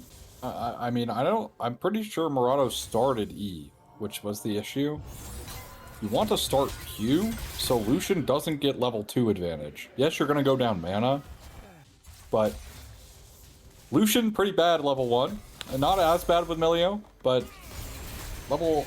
Uh-oh, and he's dead. First blood here for Klugi Chungus against Dr. Mundo. 1v1 in the top side, 2 minutes and 30 seconds. Not the fastest we've seen from Klugi, but better start than game 3. Oh, Anthony may be in a bit of trouble here. Exactly what we were a little bit afraid of. Ignite comes down on Anthony. Oh my god, takes 2 tower shots. Ooh, very close. Okay. Call. The Doran's helm actually was kind of impactful there. Kept him alive, unironically. I thought Spore taking that second tower shot was actually dead. So, shout out to the W heal coming in, keeping him alive, but... yeah, oh my goodness. Because very close in the mid lane there, but no flash on Caston, and now they're going to gank it. Dwami Poppy, I don't think he's going to be able to get Anthony out of this. No, Slayer is here. Dwami Poppy going to be too far away. Jingle may not be the best to provide support for Anthony to get out of here. Slow. Jin Trap is activated. Anthony does get out. The root does land here onto Slayer with the return root onto Dwami Poppy. Spore coming in. Does so much damage here, Lock. Dwami Poppy having to flash out. Almost.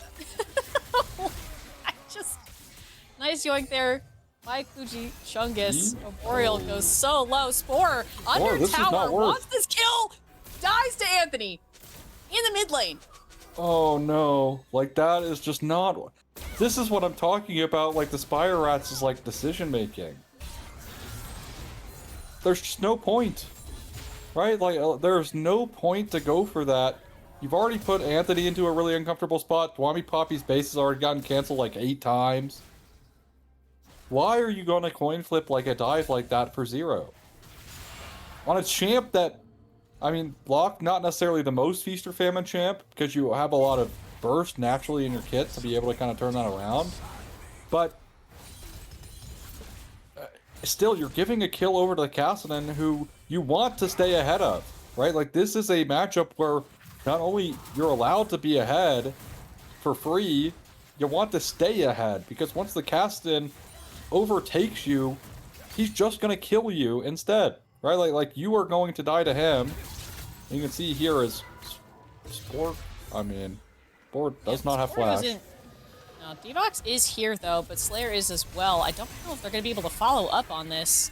Yeah, it does look like they're just going to break away from that mid lane engage. I do like this roam from Devox. I think Morato has a little bit more success getting out. A little bit more ability to stay safe there in the bot side. Spore has to be careful though. Anthony a little bit ahead here, and granted, you wouldn't necessarily know that from the item buys quite yet. A little bit of an edge here for Anthony. 400 gold, but as we're heading into 6 minutes into the game, things feel very on edge. Good. Again, I mean, the Spire Rats need this one to even stay alive in the series. As a Spore rating pretty heavily here. Yep.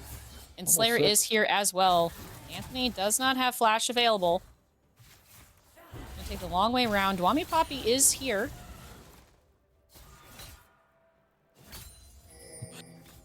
You know, I don't think they know that the Jhin is here.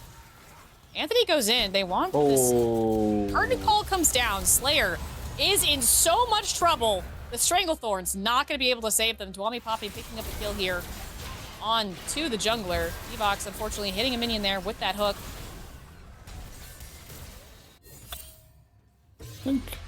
I mean, Morato's CS is pretty bad, but yeah, Anthony. Spore coming in under the tower. Yep, there it is. Spore picking up a kill there on to Anthony. Locke is very fun to watch. I will say that much. He's a very fun champion to watch. I don't think I have the hands to play him. But you literally said you were gonna learn. You were gonna go swap the mid for him, and then that was a lie.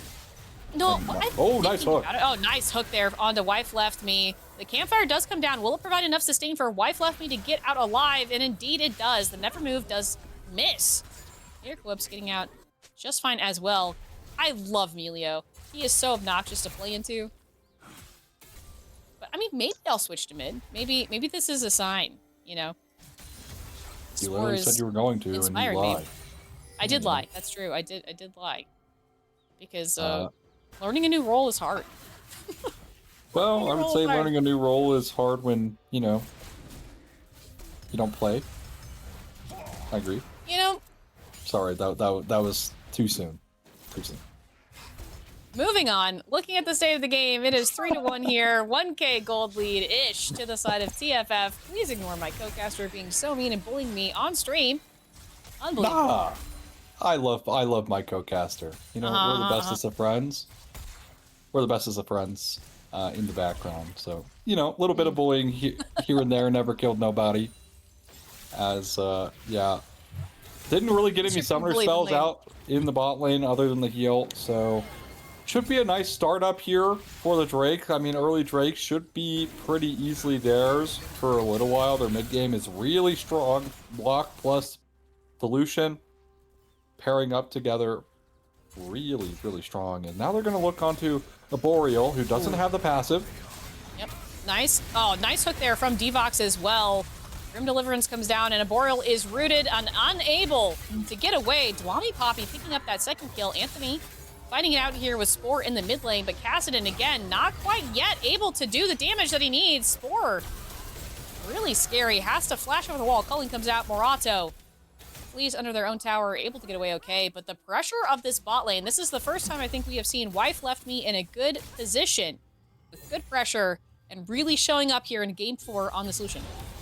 Yeah, this is nice, and Anthony overstays mid. Oh, Anthony. Oh, Anthony. Yeah, like... Again, this is just a, like, why are we staying? Like, we need to back. Walk will get on top of us, especially if you're going to waste Rift Walk. That's really egregious, because it's your one out. Uh-oh. Nice. Yep. He actually got back there, so... unfortunate for TFF not finding that, but... Yeah, Anthony. Uh-oh. I mean, Spore. Nice flash. Good flash. Yeah. Curtain Call did come in, not able to keep Spore in line for a kill. Like you said, good flash out. Managed to get the safety. Anthony really not having as good of a time here. so far on this yet another scaling mid lane mage. But like you said, into Spore, this may be a hard time. Locke, very difficult champion to play into, especially with Caston, that so far has yet to be able to help that lead. Yeah, we'll see if the casting can turn it around later. Oh, nice hook there onto the Lucian. Wife left me. Oh, the demonic ascension is popped. Will the cozy campfire be enough to keep them alive? Devox flashing to get wife left me to get that proc in. Morato diving under tower. Is it going to be enough? The never move comes in and it's going to be good, but they die immediately with a fantastic gank there in the bot lane. Locke coming in clutch. Double kill for the mid laner of Spire Rats. Shout out to Spore. Spore getting a lead. I mean, when Spore was this far ahead. Stranglethorn's coming out for Anthony. Maybe in a bit of trouble here. Locke is also back in the mid lane. Kassadin may have to flee. Is he going to be able to get away with it, though? Locke here on the move. Oh, Anthony is walking back towards lane.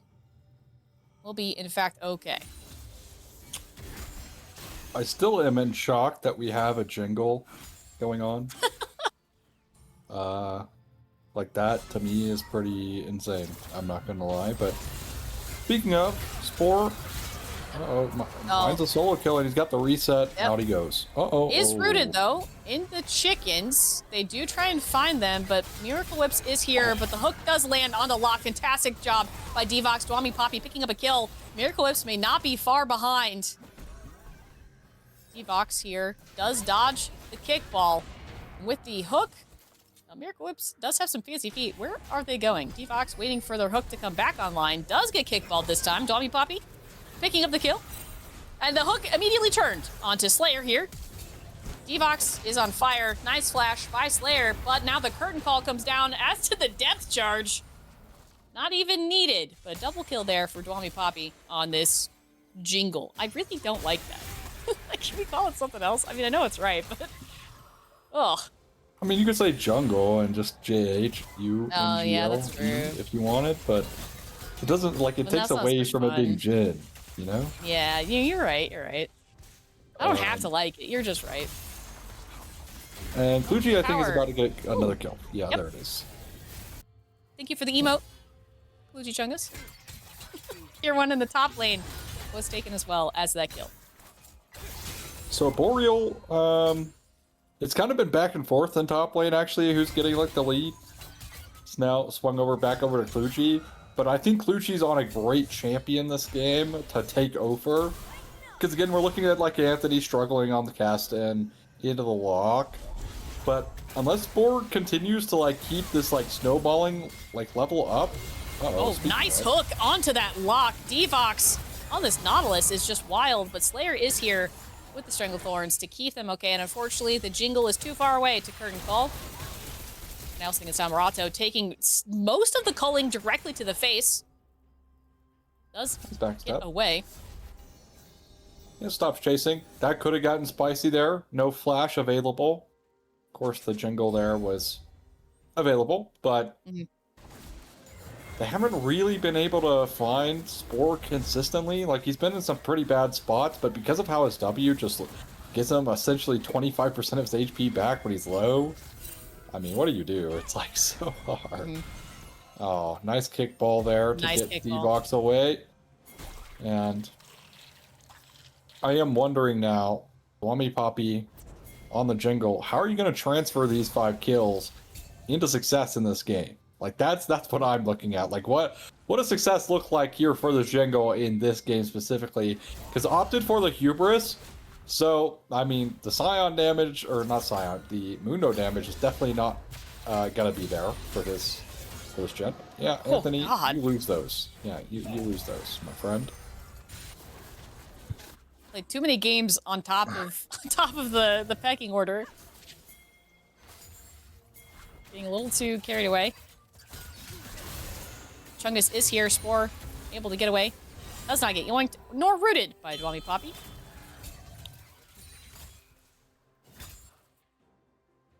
It's gonna be a fascinating fight. Yeah, this is gonna be an explosive one for sure. And Devox did miss that hook.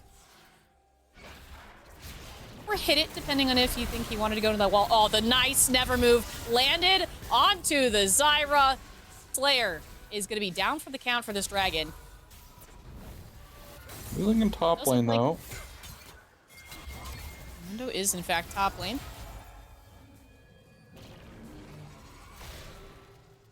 Oh, nice slow there by the Swain. Anthony still can't take those, though. I'm going to point that out. Boreal may get this tier 1 here, but it's still going to back up.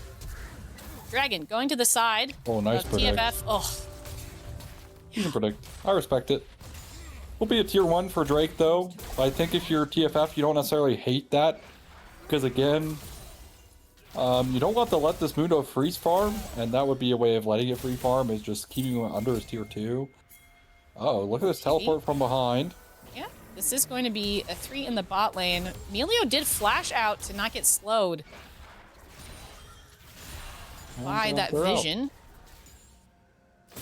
It's fun. TP was used, though. Which could be unfortunate as we get a little bit later into this game. At least for now. He goes for the cancel. Might die for it. Lord. Oh, yeah. Ignite comes down as well. Anthony, that is scary. If that was pre-nerf block, he is dead there. So, I guess he at least knows the damage numbers, know that it got nerfed, but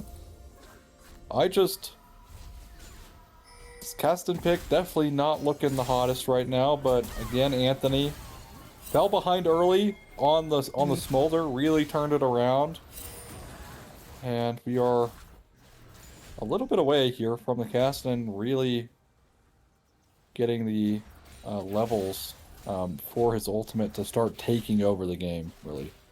Yeah. Like you said, 5 kills for Dwami Poppy does feel very different to the 5 kills here for Spore. Meanwhile, there are 3 here in the bot lane. Marato may be in a little bit of trouble. Nice never move, landed on 2, but the hook lands on a wipe left me. The Stranglethorns come in, and Dwami Poppy is on the backside. Devox taking most of that culling, but it's not going to be enough to save the Swain. Dwami Poppy now is in a load of hurt. Devox trying to keep their jungler alive, but the Nautilus will fall to the Lucian. Despite the maximum dosage, is the Boreal going to chase down the Jhin? No. I don't think so. Okay. Enough distance there. I thought he might. But yeah, they overplay their hand bot lane. I mean, yes, Murato's pretty tanky with the Demonic Ascension, but this is still not even an item completed here, as Anthony now is just dead. Bye-bye. Yep. This is looking really rough for TFF. I'm really shocked by the Kassadin. Like, I don't think this should have been Kassadin. I think this should have been something else. But nice E away there from Spore. Just barely gets it off before getting hooked. You can still buffer it, but I'm not actually quite sure how that works with Nautilus Hook. I don't know if you still go halfway. Well, Fujichungus does find Miracle Whips here in the jungle. Does get a kill onto the Melio. Grim Deliverance does come down. But it looks like they're converging here. Has to flash away after getting ignited, but is it going to be enough? The root comes in. Devox here, once again, trying to provide a bit of buffer. The Nautilus doesn't have enough to live against 4 members of the Spire Rats and does fall. Solution. And now TFF not in the best way. Again, I think Spore is the hero here, but Wife Left Me also not doing too bad on the Lucian this game, right? Like this could be a chance for the Spire Rats to make their way to a game 5, but again, we know that they're capable of making some pretty bad mistakes. So we'll see if they're able to kind of stave those off as we climb into the mid game here. 20 minutes, just about on the clock. 1 minute away from this dragon. Would be nice if TFF could get this, but it's going to be hard, right? Spore is doing so much damage now. That is being a real thing you need to take account. And it's so hard to kill Locke because he can utilize his W while he's stunned. Or CC, it doesn't matter what CC it is. So as long as he has it running, he can use it for the heal. And of course he's got his E. And if he gets a reset, I mean, he's a reset champion, is actually Dwami Poppy, no flash. Has to be careful. Spore is here. Death Charge does come in onto the lock, does get the knock up, and it takes 4 members. But Dwami Poppy does get the kill there onto the lock. Curtain Call does come down. Anthony keeping Slayer off of their jungler and does pick up a kill. Meanwhile, Uji Chungus and Arboreal are fighting it out on this top side. Now the passive revive is available here for the Zehen. They're not going to fight that far.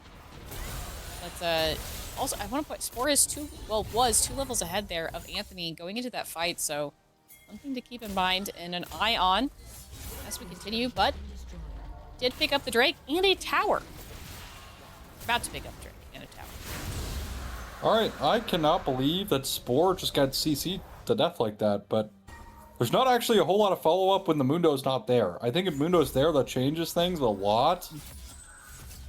But issue is, if Spore just sends by himself, he's the only melee champ in the game besides Mundo. So, who is catching up to you? Not a whole lot. Is Murado? Oh.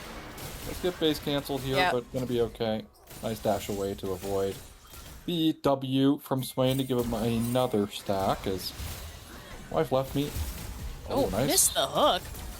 Devox just barely missing that hook. Does chase up. Wife left me. Oh, the culling comes out.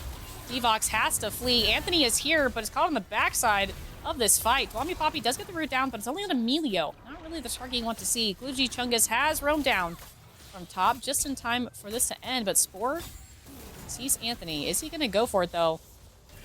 Into the enemy jungle. Devox here is so low.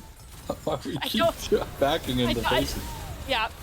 Uh-oh. The root did come down onto Slayer, but thanks to the Emilio, Breath of Life, they will be fine. Nice ultimate there. Spore does not care about the curtain call at all. Slayer leaves.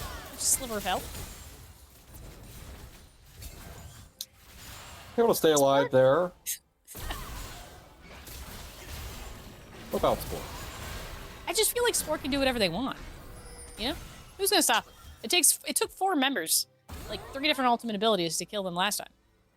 You know? Well, yeah, but like, they don't really have a lot of follow-up, so it is pretty easy to just waste it. Or I guess it's not even a waste, utilize it as, uh-oh. Devox and, the hook just barely misses, but the depth charge comes in. It does manage to land onto the Lucian. Morado picks up the kill there onto the Emilio. It is now 4v2 in the mid lane. Both junglers are present. Locke is on their way to mid. Unfortunate miss of that hook by Devox. Has it a lot of really good hooks this game. So would like to see that trend continue. Love to see some very cheesy lollipop hooks though.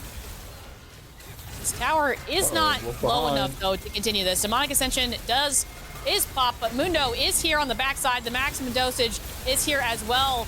Morato, I don't think you have enough health, and Devox has once again sacrificed themselves for their team. The Grim Deliverance, unfortunately, did not deliver anyone. Anthony, though, does pick up a kill here onto Zyra.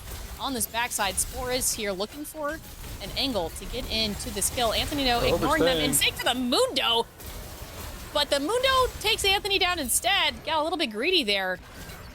I think I agree. Overstaying, you cannot stay with health bars this low into a lock. Curtain call comes out, I think mostly just to be annoying more than anything else. Could have used it maybe to clear this way, but I think he gets blocked. His mid lane tier 1's gone, as Spore might find Wally. Oh, good smite there. Oh, nice root as well. Oh, the hook just barely misses. Fantastic kickball. And that'll be that. I think if Spore had E'd forward, I think he can get like a quadra kill there. I'm not even... After he got the first kill, he could have E'd forward rather than away. But Devox missing some kind of critical hooks in these fights recently. Yes, has done an excellent job in the earlier stages of the game hitting those. But, I mean, realistically, it's these later ones that matter the most. These fights need his CC so bad, so... Dwami Poppy now, you know, was forced to flash away from Arboreal there. So that's not going to be available, and we're getting to this point where both teams are going to want to start fighting basically over everything. 40 seconds now to soul point for TFF. Baron has spawned in, although TFF Baron, not the best. The Spire Rats, though, definitely have a really good Baron team. Zyra could literally go over there, and with Mundo tanking, they just do it together. If they wanted. But they don't want to give up soul point. They don't want to have that pressure put on them as they walk into the river. Devox does hook the Mundo. He gets kickballed for his troubles. Chungus, though, does find the backside, manages to find Slayer, and does get the kill with the Grim Deliverance. Spore here has to be careful. It's absolutely obliterated. They found the assassin, and they took him out. A Boreal here, though, returns the favor. Gets a kill there onto the Kassadin, and now who can actually kill the Mundo, who lives forever? Dwami Poppy is the answer to that question. And now the dragon should be theirs. Do they want more, though? Are they going to be a bit greedy? We've seen them push a little bit too hard in some of these fights and get a little bit too lost in the sauce, I think is a good way to describe it. Devox is here to provide a little bit of buffer. Some buffer. Also, like, calling forward is actually Murado just standing in front of, like, the Lucian Milio, kind of preventing them from walking in. Slow chase down here, but, again, they're pretty safe. They're able to walk back to their mid-tier 1. But, yeah, I mean, Murado just bought so much space for the backline to really pick out, you know, Slayer plus Spore there, right? Like that. The fact that Murado's able to do that is a testament as to why Swain is so strong in the first place. If you're if you're low range, it's so hard to try and break through Swain. I mean, he's almost got level 16 ult here. So you gotta look at that as well. As Dwami Poppy gonna get this top lane Scuttle Crab now is realistically TFF. I mean, they're in a great position, but they're still not out of the woods yet. Spore can go ballistic in some of these fights, especially just some backline access alone on a Dwami Poppy. That's a free kill guaranteed. Slayer struggling on the Zyra. And Anthony not close to level 16. Fuji started to lose these 1v1s. Yep, Fuji has to be careful. Grim Deliverance does come down, is chasing a Boreal. I think they may actually get the kill here, but meanwhile on this top side, we're taking a look at this fight. Devox here, Depth Charge does land onto Slayer. Culling comes down, Murado popped the Demonic Ascension. The Curtain Call is going to be what takes down the Zyra. Anthony finally finds his calling, takes down the Lucian with the Melio right behind. Managed to get away, taking several tower shots though, but Spore was too late to the party. Not able to do their assassin duty. Not gonna lie, the way you finished that cast right there sounded like a news lady. You know, like breaking news. Breaking news. TFF coming back 22-12 here in the mid lane. More at 10. Actually, it's after 10 here in the Midwest. Anyways, TFF, I mean, it's a great fight. They're gonna get the Baron, and now it's a 7k gold lead. Can Spore create the magic?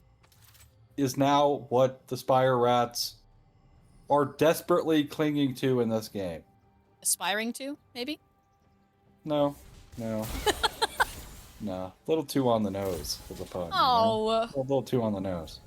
I was trying to think about like one with cheese, but I don't really know if like, I really think of like mice with cheese, not really rats. But I think rats, I think like pizza rats, like in New York, you know, in the subway. The massive That's neither here nor there. Yeah. Like the superhuman rats. Rodents of unusual size, you could say. Oh, maybe I should go watch The Princess Bride after this. Oh man, but that being said, looking a little dangerous here. 30 minutes into this game. Slayer here really far forward. Murato may be in a bit of trouble. Has to pop the Demonic Ascension, but Stranglethorns does land. God. And the culling comes in on top. Mundo is here, and so is Spore. Spore trying to get this kill. Does manage to get the shutdown finally here onto the Swain.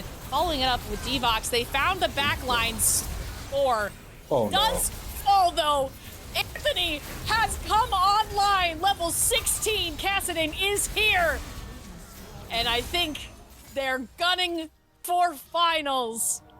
East to the side of TFF.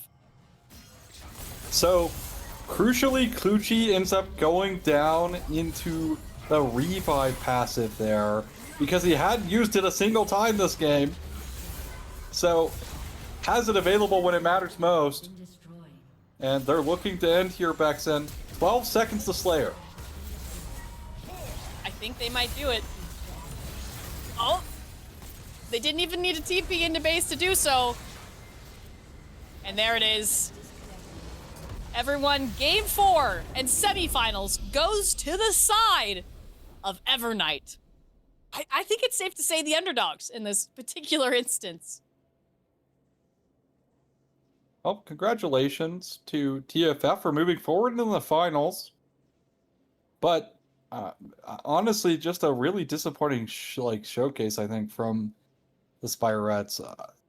You know, they were top seed here, and it just didn't really look like they could really click together. The lights weren't really on, or maybe the lights were just too bright. That could be also something, right? This was their first playoff game because they had a bye in quarterfinals. But really unfortunate, but good stuff from TFF. I mean, they were dominant here. Yes, they made mistakes, but every team's going to make mistakes. But they hung on, and in that last game, if you're facing this team, you got to get Anthony off scaling, because it doesn't matter if he gets behind, doesn't matter if he gets ahead, Yep. he will become a threat. It's not a matter of if, it's a matter of when. And if it happens soon enough, well, you'll get what you had here in this series. Anthony, easily going to be the series MVP, I think. I don't think we can argue because of the performance from game 1, like, even though they lost game 2, game 3. Game 4 was a little shaky here on the Kassadin. Didn't really understand the lock matchup all that well, but didn't matter. By the time he got level 16, he was just one-shotting anyone anyways. So shout out to Anthony for the series MVP. Dwami Puppy on the Chingo was honestly a good beat. I was not expecting. It was. I am not a jingle knower, so that, first of all, very, very exciting to actually see that in action. But also, Dwami Poppy definitely showing up here as well. I think, obviously, like you said, Anthony, very clearly player of the game. I think that is without any, yes, just 100% yes, every single game. Anthony definitely showing up, but Dwami